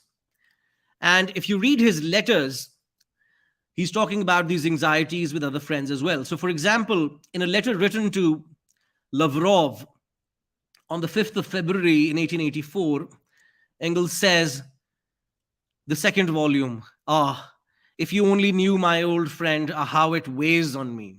But then in 6 months have gone to waste thanks to my infernal illness. So he's an old man now, he's losing his vision, blah, blah, blah. And he says at the end of this letter, let's zoom into it.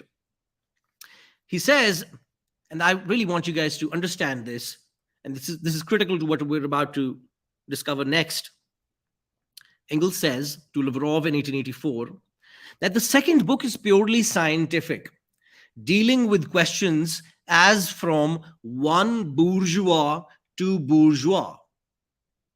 The second volume is purely scientific, dealing solely with questions as from one bourgeois to the other.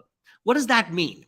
He's saying that when Apple engages with a company in Congo, which supplies its cobalt, that's a relationship between bourgeois to bourgeois.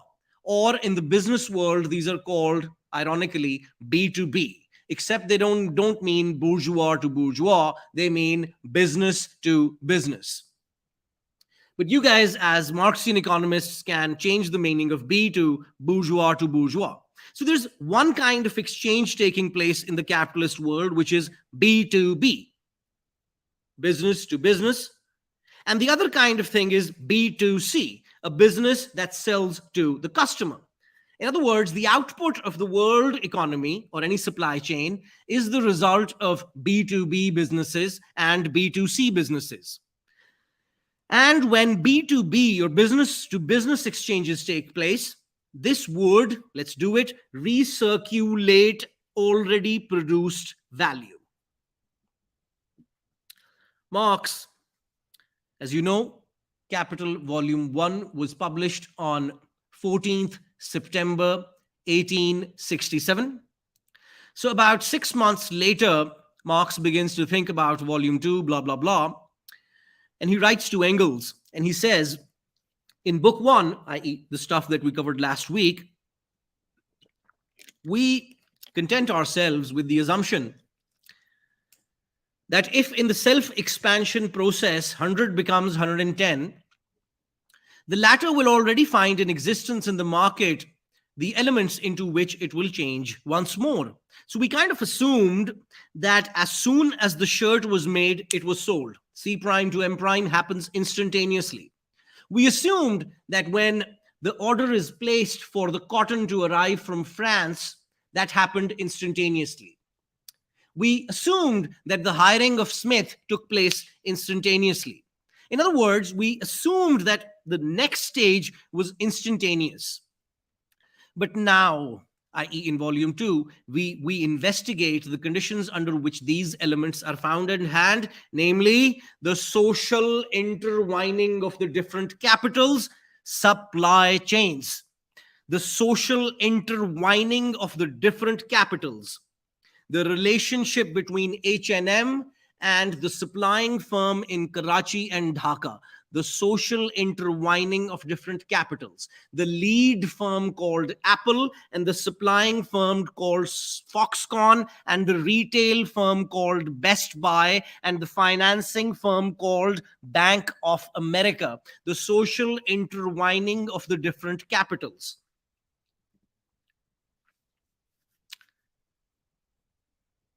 So this is why volume 2, chapter 1 begins with the following words. This is directly copy pasted from volume 1, page, literally the first introduction of the subject as it is.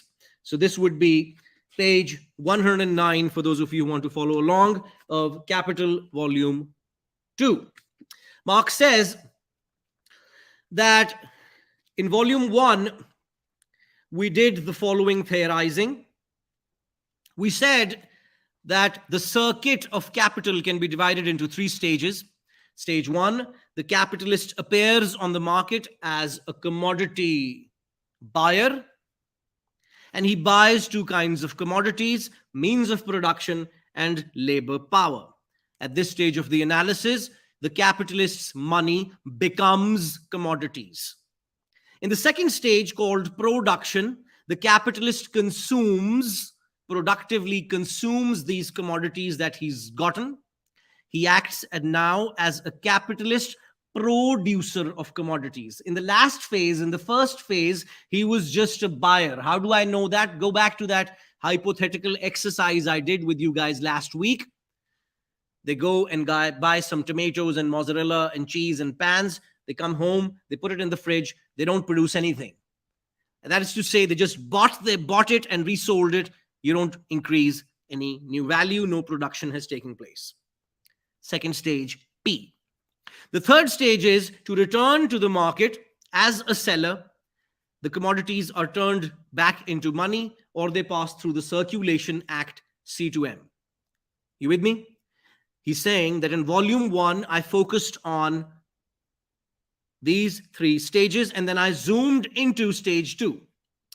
Here's what he says on page 109. He says the first and third stages, this stage and this stage, 1 and 3, were discussed in volume 1 only insofar as this was necessary for the understanding of production, i.e. the second stage, the production process of capital.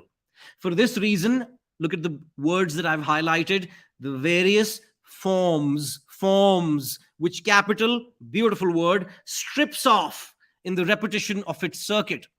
The various forms which capital takes on in its different stages, which it now assumes and now strips off in the repetition of its circuit, were not considered. That these forms are now the direct object of our study. That is to say, if this were the water cycle, he's saying that the first volume was about precipitation, and I just wanted to talk about that. And I did, because I wanted to do that, I only talked about ice and steam because I wanted to make the liquid form visible. I wanted to focus on that particular thing. But now, obviously, because I couldn't talk about everything at the same time, there are limits to human language. Now I'm going to bring in the other 2 elements as well, and then tell this story about the water cycle. So to remind you, in grade 5, you must have encountered this particular picture where, in order to explain the water cycle, why it rains, why there are snow-capped mountains, why do you see clouds, blah, blah, blah. If you were interested in any of this, you learned these concepts. And you learned that there's a stock or a collection of water in the lakes and in the dams and blah, blah, blah, that evaporates into the skies in a process called evaporation that results in condensation, precipitation, so on and so forth. So volume 2 is about how value is realized. That's another word used in Marxian economics. How value is realized. Volume 1 is about how value is produced. Volume 2 is about the realization of value. In other words, for those of you who are into theater or read plays and novels, etc., Marx uses this really interesting term called dramatis persona. In volume 1, for those of you who've already read it last week, there's a character called Mr. Moneybags, and there's a worker, right? So the dramatis persona is of a capitalist and a wage worker who interact in, chapter 10, and then surplus labor, necessary labor. You already know that story. In volume 2, the dramatis persona are different. Here we have the money lender, the wholesale merchant, the trader, the freight company that owns the ships and the cargo and the planes, the financing company, Bank of America, Citibank, Berkshire Hathaway, the stock market. We have advertising firms that deal with the issue of marketing and how to sell the damn thing. And we have supply chain management firms like Li and Fung doing all this interesting kind of stuff. So in other words, workers are not going to appear in volume 2 as workers, as personifications or sellers of labor power in the direct sense of the term. Do we talk about it? Of course we do. Is there mentions, is there discussion about the world of volume 1? Of course. But here, the primary thing is going to be that workers are going to be consumers. They're not going to be producers of surplus value anymore. That's assumed already. But rather, we're going to observe the world of circulation and markets. Okay, so to remind you, the circuit of capital can be understood as such. Between two circulations, there is production. Look at this. M to C, circulation 1. The commodities called means of production and labor power are now in the sphere of productive capital. They're embodied in the form of pans, tomatoes, mozzarella, and Smith's unused labor power, P, productive capital. Once they give birth to the pizza, a new commodity capital emerges, C prime, pizza, which now has to be converted via the act of sale in the market. So circulation 1 involves M becoming the means of production and labor power, and circulation 2 involves M, commodity capital, becoming, or rather becoming again, money. So look at this. Money becomes commodities, commodity capital. Commodity capital becomes productive capital, and productive capital becomes commodity capital again, and commodity capital becomes money capital again. So what do we mean by this?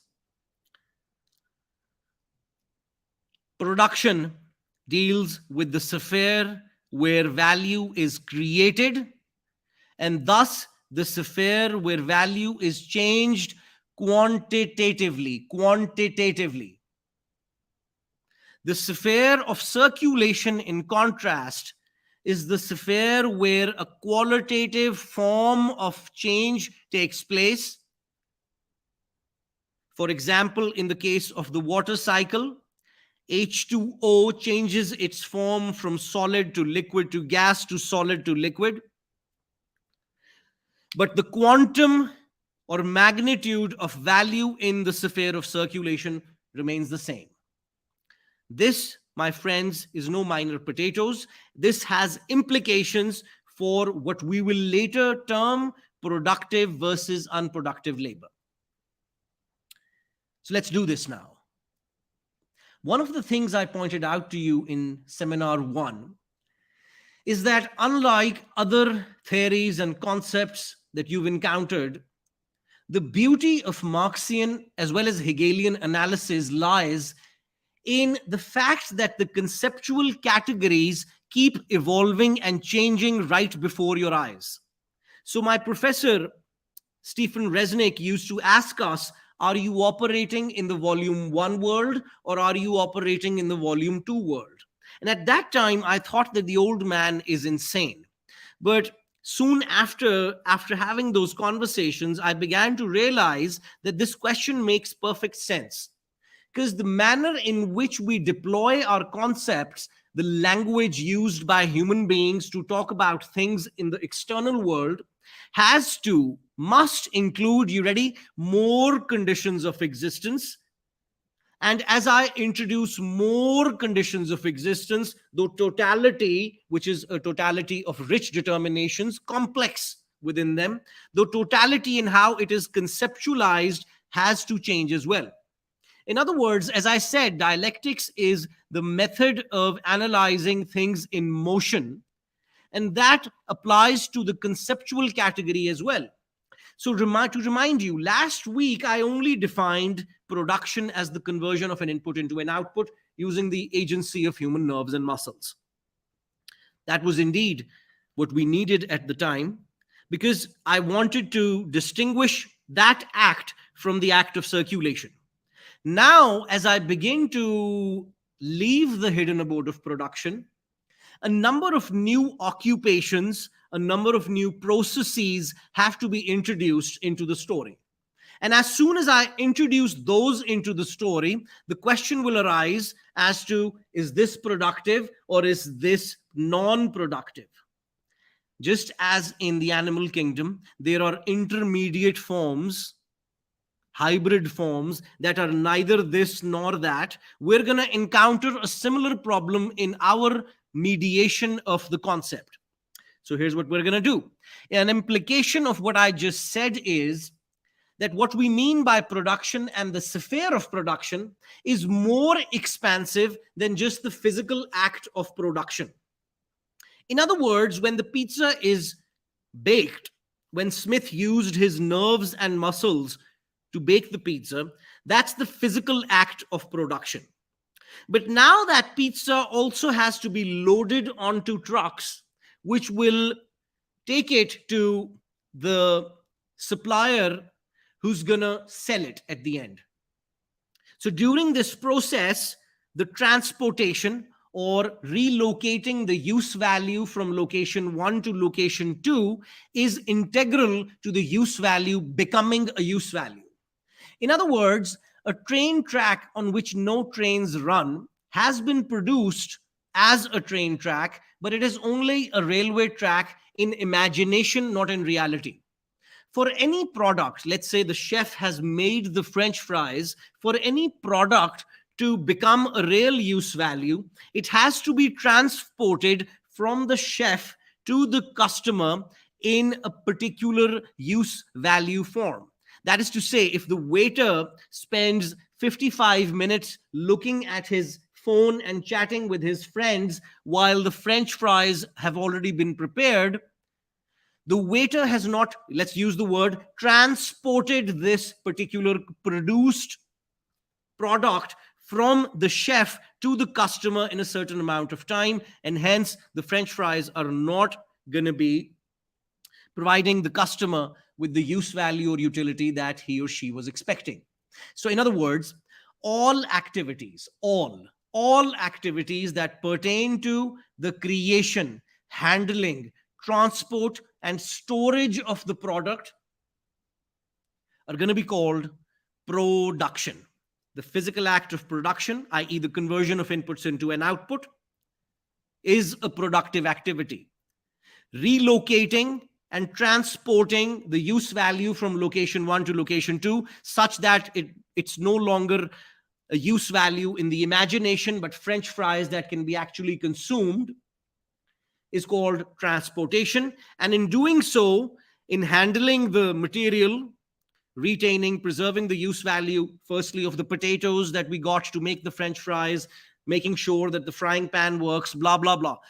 Returning and preserving the use value of the product, everyone who's engaged in that is a productive worker. This allows me now to conclude that all the processes that have been, let's use the word, negated by this definition, all that is not included, not negation, all that is not included in production goes here. So circulation is the pure buying and selling. Pure buying and selling. By the way, buying and selling is the same thing depending on who you're asking. The same thing is bought from the standpoint of the buyer and sold from the standpoint of the seller. It's the same idea. We just use different words depending on who's doing it. So circulation, punchline, is to be understood as a change in, transformation in the qualitative form of value. Liquid, gas, steam. Liquid, steam, solid. This does not, you ready, add value to things. It merely changes its form. So this begs the question, in what sense is this thing a circuit? What do we mean by a circuit? A circuit is a circular or a repetitive process that repeats itself again and again and again, such that to explain it requires, you ready, a theory of motion. A circuit is a circular movement. In this case, it's the movement of value through the circuit of capital. Now let's look at this. Let's look at this circuit carefully. If I keep repeating it again and again and again, and I use human language to describe it again and again and again, money becomes commodities, becomes production, becomes commodities, becomes money, becomes, you see what I'm saying? This is a repetitive process in being and becoming, stock and flow. But is there one circuit here or three circuits? Let's look at this problem slightly carefully. Hegel, in the science of logic, presents this idea that he calls mediation. Mediation. At each stage, as you can see, the circuit of capital traverses various forms. Money becomes commodity, commodity becomes money, money becomes commodity. So the circuit of capital on a repeated scale can be written as follows. I've, as you can see, abstracted from production just for the moment. I've abstracted from production. So I'm saying the following, lead it from left to right. A capitalist starts with a sum of money M. He or she goes into the market and converts it into two kinds of commodities. C, labor power, means of production. These are converted into, through a process called production that I'm abstracting from right now. It's over there. I'll bring it back.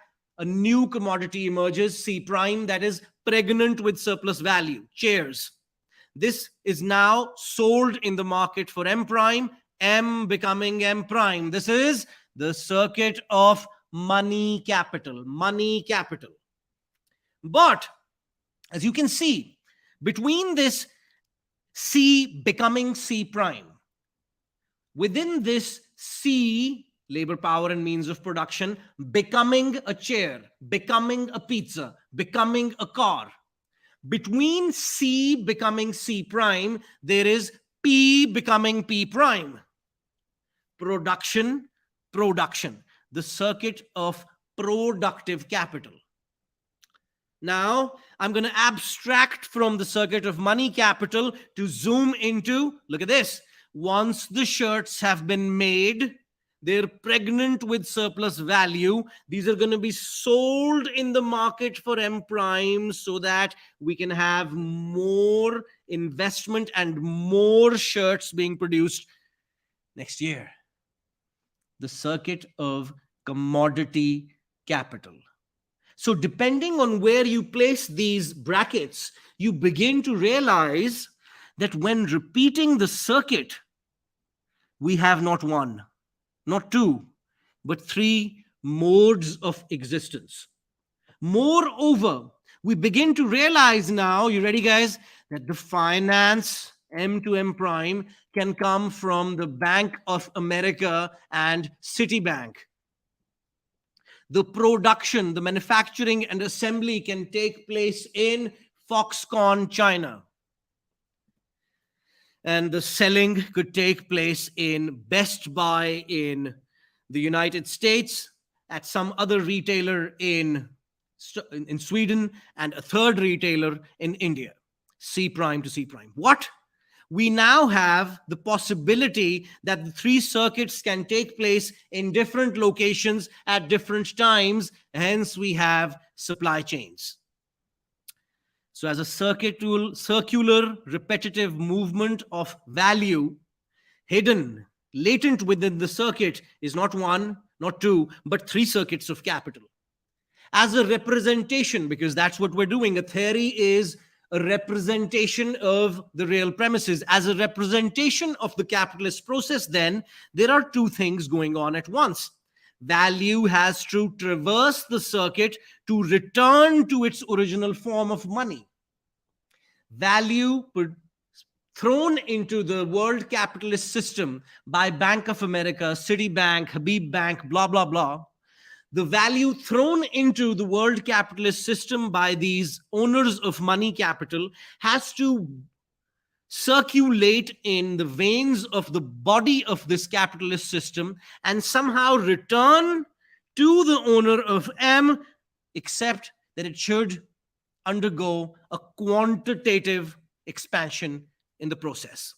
And in trying to do so, in trying to achieve M to M prime, the capitalist can only do this because something happens in the production process that we discussed last week, such that this M not only returns in form, but only brings with it its brother or sister M prime surplus value with it. So in other words, it's like a bait that goes to fish, but brings more than what went into it.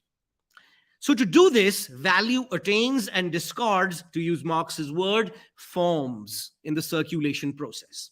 Okay. I promise, as always, that I'm going to conclude in exactly 2 hours and 35 or 30 minutes, and then we're going to open it up to your Q&A.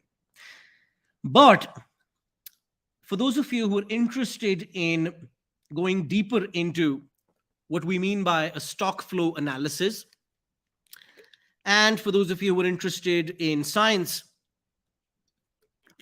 I thought I'd give you a lesson in fluid dynamics. Imagine the following situation. There is a pump of water that's pumping water into this bucket, this container, which has 2 holes in it.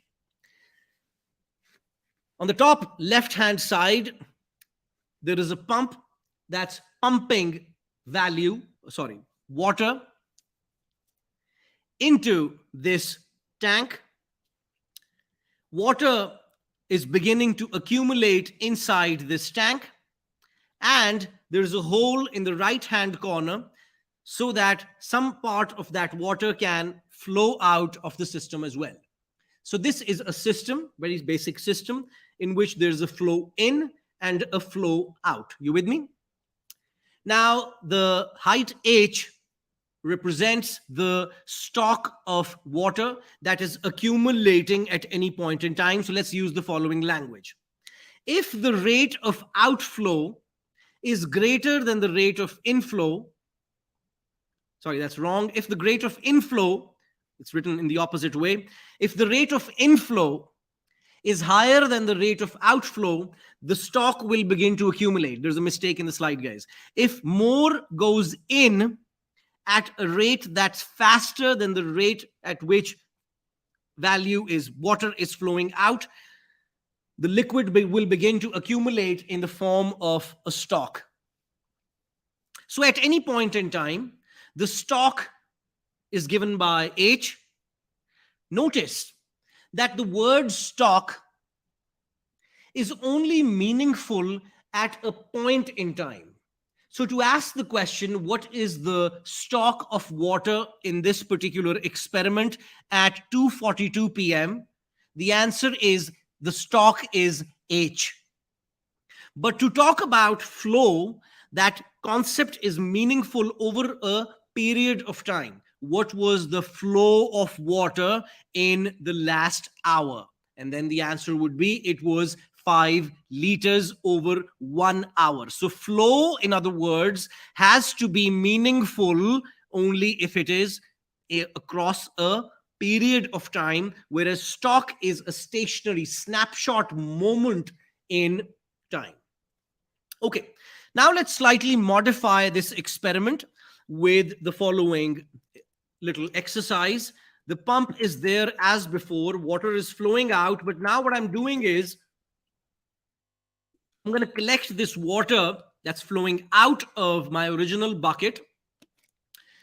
It's going into bucket 2, which is this smaller bucket, and there's a Bunsen burner below the second one, which is going to apply heat to it such that it becomes steam, and this steam is then rerouted through an icy funnel to mimic condensation and assuming no leakage in the system. This is going to turn it back into the liquid form and collect it in container number 3. You get the picture? You with me? I've set up a protocol in which there's a pump. The pump pumps water into the system. This accumulates in a bigger guy. Water flows out of that. It's contained in a new container. We apply heat to it, condensation, and we collect water in the second one. Now, to make this experiment even more meaningful, I am gonna shut the pump off, because I grew up in Pakistan. That's what you do. You have to get rid of you have to make sure that you turn off the motor that takes water to your little tank upstairs. So all the Pakistanis and Indians know exactly what I'm talking about. I'm really afraid of my mother, so I'm gonna stop the pump here. Okay. Now that the pump is gone, hopefully, as you can see, there's no more H coming in. There's no more water coming in. The flow in has been severed. But that's not a problem. We still have an amount H accumulated in this body, which has flown out and is now, let's say this is 5 liters, and is now fully contained in container number 2. Container number 2, we measured it with a device, we looked at it, we said 5 liters. Now we begin to apply heat to container 2. It goes through this process and we measure the quantum at the end of this little dance. And lo and behold, if the system has no leakage and if we've performed the right protocols, how much water is going to be accumulated in container 3? For the more perceptive amongst you, the answer is 5 liters. In other words, what I'm trying to arrive at is that the source of new water is the pump. The pump pumps in new water into the system. And if I were to get rid of the pump, no new water would flow into it, such that 5 would remain 5 liters, no matter how many dances I perform, allowing its form to change. You will notice that the qualitative form of H2O will change, and I can dance about that and celebrate that, but the quantum, the quantity will not change. Similarly, the capitalist world economy has a, let's use the word, pump. The pump is called labor power. The worker pumps value into the firm. In this case, the bucket represents the firm, the farm, the office. Value is pumped into equal to H, hours of labor. 8 hours of labor every single day if you're lucky. In those 8 hours, a flow of activities, a flow of labor takes place, which is deposited, embodied in the firm, and flows from that out into a thing called a chair. So that the chair, you ready, is exactly a changed form of the H pumped into it. And now you can perform this little dance called circulation, just as I did over here with the icy funnel. It did not change 5 liters is equal to 5 liters. It merely, let's do it, changed the form. Circulation does exactly the same thing. So let's dive deeper. What the hell is Marx saying? To remind you, in the circuit of capital, there's 2 things going on. Dollar, let's read it from the left to right, guys. Money, capital, pays the worker a wage. This is equal to the value of labor power. We've already done this in the last week. The worker receives the wage, and the capitalist also parts with a sum of money that goes towards tools, raw material, non-labor inputs, blah, blah, blah. Since this is constant capital, as you can see, all of that stuff transfers its value to the final product called chair directly. This little arrow over here, the little brown one that goes from tools and raw material to chairs, is to demonstrate that the tools and raw material have already, when someone asks you, well, Google also installs these data servers and Amazon owns these data servers. What about that? What's your answer? Tools and raw material, non-labor inputs transfer their value to the final product, regardless of whether you're making chairs or whether you're making advanced robots. Transfer of value. One part goes to tools and raw material, constant capital. One part of it goes to the worker, variable capital. The worker now gets to work. The pump begins to flow. The value is injected into the firm as a flow of labor, which becomes chair, which becomes dollar. But notice, there's more dollar at the end than we began. But the chair is just a changed, condensed form of the dollar. So 5 liters equals 5 liters. Nothing happened there. 2.5 liters equals 2.5 liters. Nothing happened in circulation 1 either. So something happened in the domain of production. What happened? Go back and look at last week's video. Okay. Just as in the water cycle, as you can see already, capital can begin to stock up in 3 forms. Look at this. This H is the stock of water in this particular case. But now we have 3 different forms of capital. You ready, guys? Money capital, left to right. Circulation becomes productive capital. Production takes place, not circulation. Production takes place. Outcomes, commodity capital. Circulation becomes money again. So now, if, it's an if statement, but this if statement will be the main thing we're going to begin with next week. If money, production, or sales, money, production, or commodity capital cannot find a way of transforming themselves into the next stage, we will witness a stock of, let's do it, value pile up in that form. There's 3 flows taking place, guys. The first is called the capital outlay, M to M prime. The flow of money in the capitalist economy to purchase non-labor inputs and labor power. Why is it a flow? Go back to what I said. A flow is only meaningful over a period of time. That's why when capitalists report their earnings, they're reported in quarterly earnings, annual earnings. That's what they do. It is a flow because it happens over a period of time where the HR team hires workers, the procurement team does what it does, blah, blah, blah. The flow of money. Then there's the flow of output. Once you've hired the workers, once you have the materials, blah, blah, blah. Now it's going to take the worker time to bake the pizza. This is going to happen over a period of time. It takes time for workers to convert inputs into an output. And finally, once this product has been produced after the production time, it now is a produced commodity pregnant with surplus value, desirous of meeting its customer. But for this little union to happen, it takes time to transport things. It takes time to relocate them. It takes time to advertise them, market them, etc. So it's going to take time for the flow of sales to take place. So none of these processes is going to happen instantaneously. So here's the punchline. At every stage, we're going to notice a stock and a flow.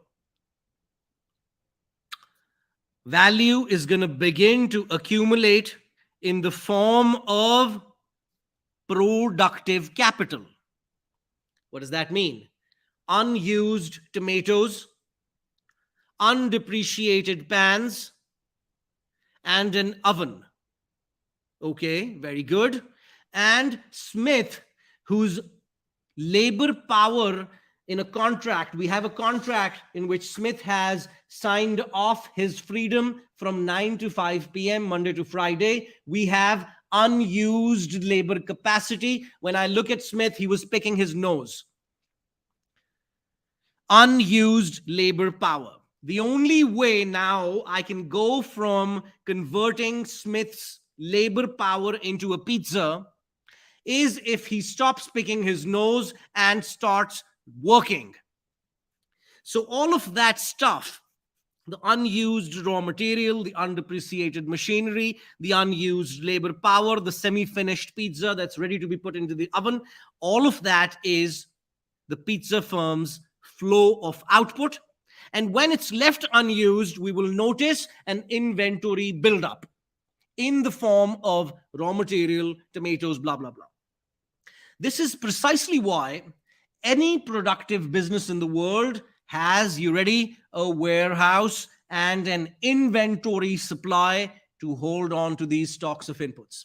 So far from this crazy and idiotic world of neoclassical economics of demand and supply, where, you ready, markets clear, and hence we can never explain why we have these stupid businesses called that deal with inventories and warehouses. We have a theory in which inventory buildup is not peripheral, it's not a unicorn, it's a horse. Similarly, at any point in time, there's the flow of commodities or sales. Remember, the textile manufacturer who made those shirts, H&M received them at the gate of the Karachi supplier or the Indian or the Dhaka supplier.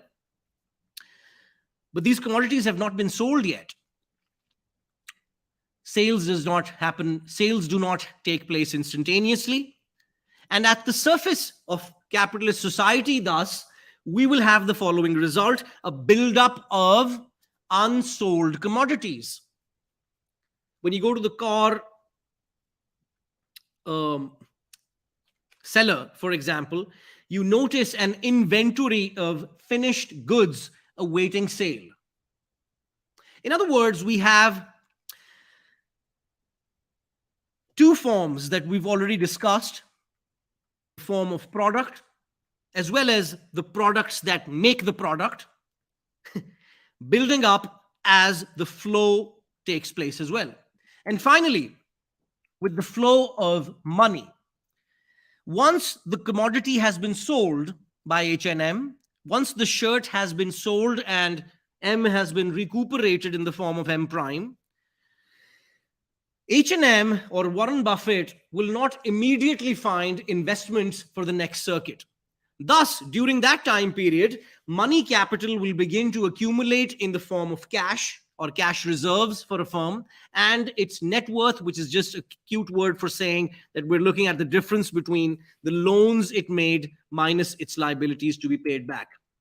Okay, we have three flows and three stocks, and they're related to one another. I know you guys are tired, but bear with me, guys. We're going to go from left to right. This diagram was originally presented by Duncan Foley and later developed into a dynamic model of the macroeconomy by Dipankar Basu. So I'm relying on their research for this particular pedagogical technique. We're going to go from left to right. There's the sphere of money capital, form 1. There's the sphere of productive capital, form 2. And there's the sphere of commodity capital, form 3. Let's go from left to right. The capitalist, by the way, since we now have three different circuits, this can be the same person doing all three, or these can be three different firms doing all three. So if you prefer, you can replace the word money capitalist by a bank. You can replace the productive capital term by Foxconn, and you can replace the third with a retailer. So it would make perfect sense, but I'm going to do it with, assuming that it's the same person just because of language constraints. So a capitalist begins with money capital. He goes into the market and makes an investment according to his sphere, his vantage point, an outlay on two things: labor power and means of production, which become productive capital, stage 2. In productive capital, workers produce the output. This results in a flow of output, which takes us to the next stage called commodity capital. Here, something interesting happens once the product is sold and reconverted into money capital. Remember, money capital becomes productive capital becomes commodity capital, and now commodity capital is waiting, desirous of being sold and reconverted and reunited with its old form, money capital. So now two different flows take place at this stage. Notice, one part of the sales is going to go towards recuperating the costs of production. Remember that the capital is spent on constant capital and variable capital. So one part of the sales is going to go back to recuperate that part. But the latter part, the third part, which we called surplus value, is also something that needs to be explained. Notice, one part of surplus value can now be, you ready, reinvested at a higher scale in the business, so that we have, to use Marx's word, accumulation on an expanded scale, or production and on an expanded scale, as opposed to simple reproduction. What does that mean? Imagine for a moment, guys, that the capitalist, once he or she has sold the commodity capital, what they do is they take the surplus value and they eat all of it. They consume all of it. They make a trip to the Bahamas. They don't invest, you ready, more than the C plus V they initially invested. This would be simple reproduction. Simple reproduction. As opposed to investing a larger part than was invested in the previous circuit. So here's what's happening now. The product has been sold. C plus V plus S has been recuperated. C plus V goes towards the initial M. Now the question arises, what to do with the surplus value? The board of directors gets together. These are capitalist board of directors. They get together and they decide what to do with the surplus value. They say part of it has to go towards expansion. So we're going to invest more than what we did last year. Okay? But what do we do about the other surplus value that remains? One part of it goes towards the consumption of the capitalist. So the capitalist takes the surplus value, makes a trip to the Bahamas, buys his yacht, goes to, you see what I'm saying? One part of the surplus value is used for the private consumption of the capitalist class. That is why, by the way, you see these grotesque, ugly, and vulgar consumer products, which are only there because, Thorstein Veblen, this amazing theorist who provided a different kind of critique of capitalism, calls it conspicuous consumption, the lifestyles of the rich and famous. So that's an entire industry, as you know. It explains the real world. Marxian theory has to explain the real world. So we have to explain why these, I don't even know their names, Louis Vuitton and blah, blah, blah, and all the rest of it, which are designed not for workers' consumption, but for capitalist consumption. A part of surplus value goes towards that. That's not the only part. A part of the surplus value made by workers must go to serve the police, the judiciary, and the army. Why? Because lo and behold, just in case the workers get together and say, we want the surplus value that we made, there's going to be people in blue uniforms or in orange, depending on where you're located, who are going to knock on your doors and smack you on the forehead and take you to jail. So those people who are going to do that thing for capital need to be paid. So that's the representation of the state. Now, here's what we did. I don't want to lose what we've already done. The pump called labor power pumps value into the system called capitalism. This pump provides H hours of labor, injects H hours of labor into the system, receives an amount less than H for what it does, this creates, you ready, a deficit in terms of the outflow from the worker H and the inflow for the worker wage W. The only node in this analysis that remains in deficit defined in the following sense: when the outflow exceeds the inflow, we're going to say that that particular node in the process exhibits a deficit. So the labor pumps H hours worth of value into the system, H hours worth of new value into the system. It receives an amount less than H, let's call it half H, 50% of H, in the form of wages. The latter half H, circulates in the body and the veins of the capitalist system so that a part is received by the capitalist in the US, a part is received by the banker in Thailand, a part is received by the retailer in Norway. The brotherhood of the bourgeoisie is going to share based on some principle. Are there going to be conflicts? Hell yes. Supply chain politics is a real thing. If we had the time, we could go over the Ukraine war, COVID pandemic, how these in turn impact the relationships between the financier and the retailer and the producer and all the rest of it. I could also go into rich details about why Tim Cook, Elon Musk, Satya Nadella, and all the other CEOs are thinking about what they call in the literature, Google this, China plus one business strategy. Why they're relocating or thinking about relocating in the next 20 years to India. All of these questions now have a theory. Final point. Hopefully, I've managed to demonstrate that the process called capitalism oscillates between two moments.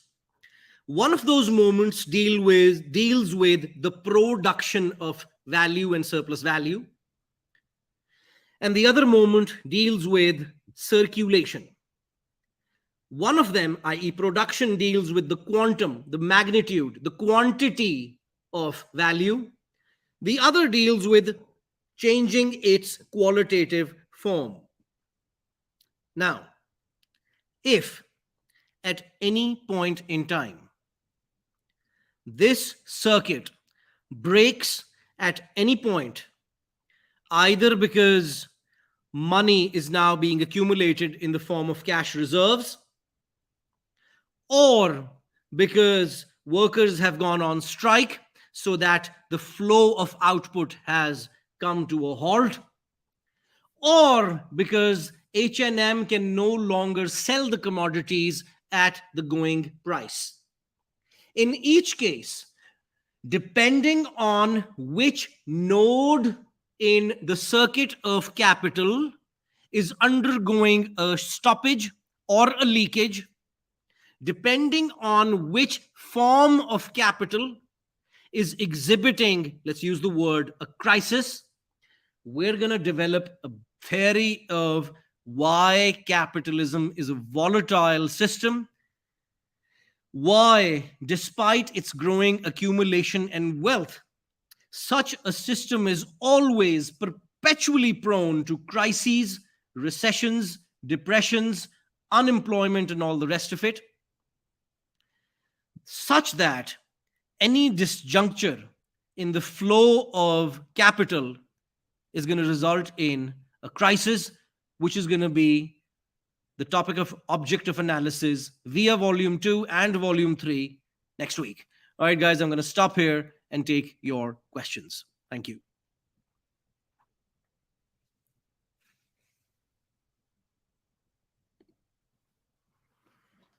All right. Thank you so much, Comrade, for such a detailed and extensive lecture. So we don't have many questions as such today because I think it was pretty long. So Yes. people are going to revisit it and look at parts of it again and again. So given this, we'll give people the option, if you're one of those people watching this later on YouTube after it's been live streamed, feel Yes. free to leave those questions in the comments when you watch this fully, and we will make sure to get them to Comrade Shahram and get his We start response next on week's those. session with the questions. Yes, we can even start that with the questions, so have a little segment in the beginning for that. So, for those who stuck around, and there was engagement in the comments, so I know that we do have an active audience who did watch till the end. Thank you so much. And the next week's session is going to be on the topic. It's going to be the fourth and last session of this course, and it's on the circulation and distribution of surplus value and crises in capitalism.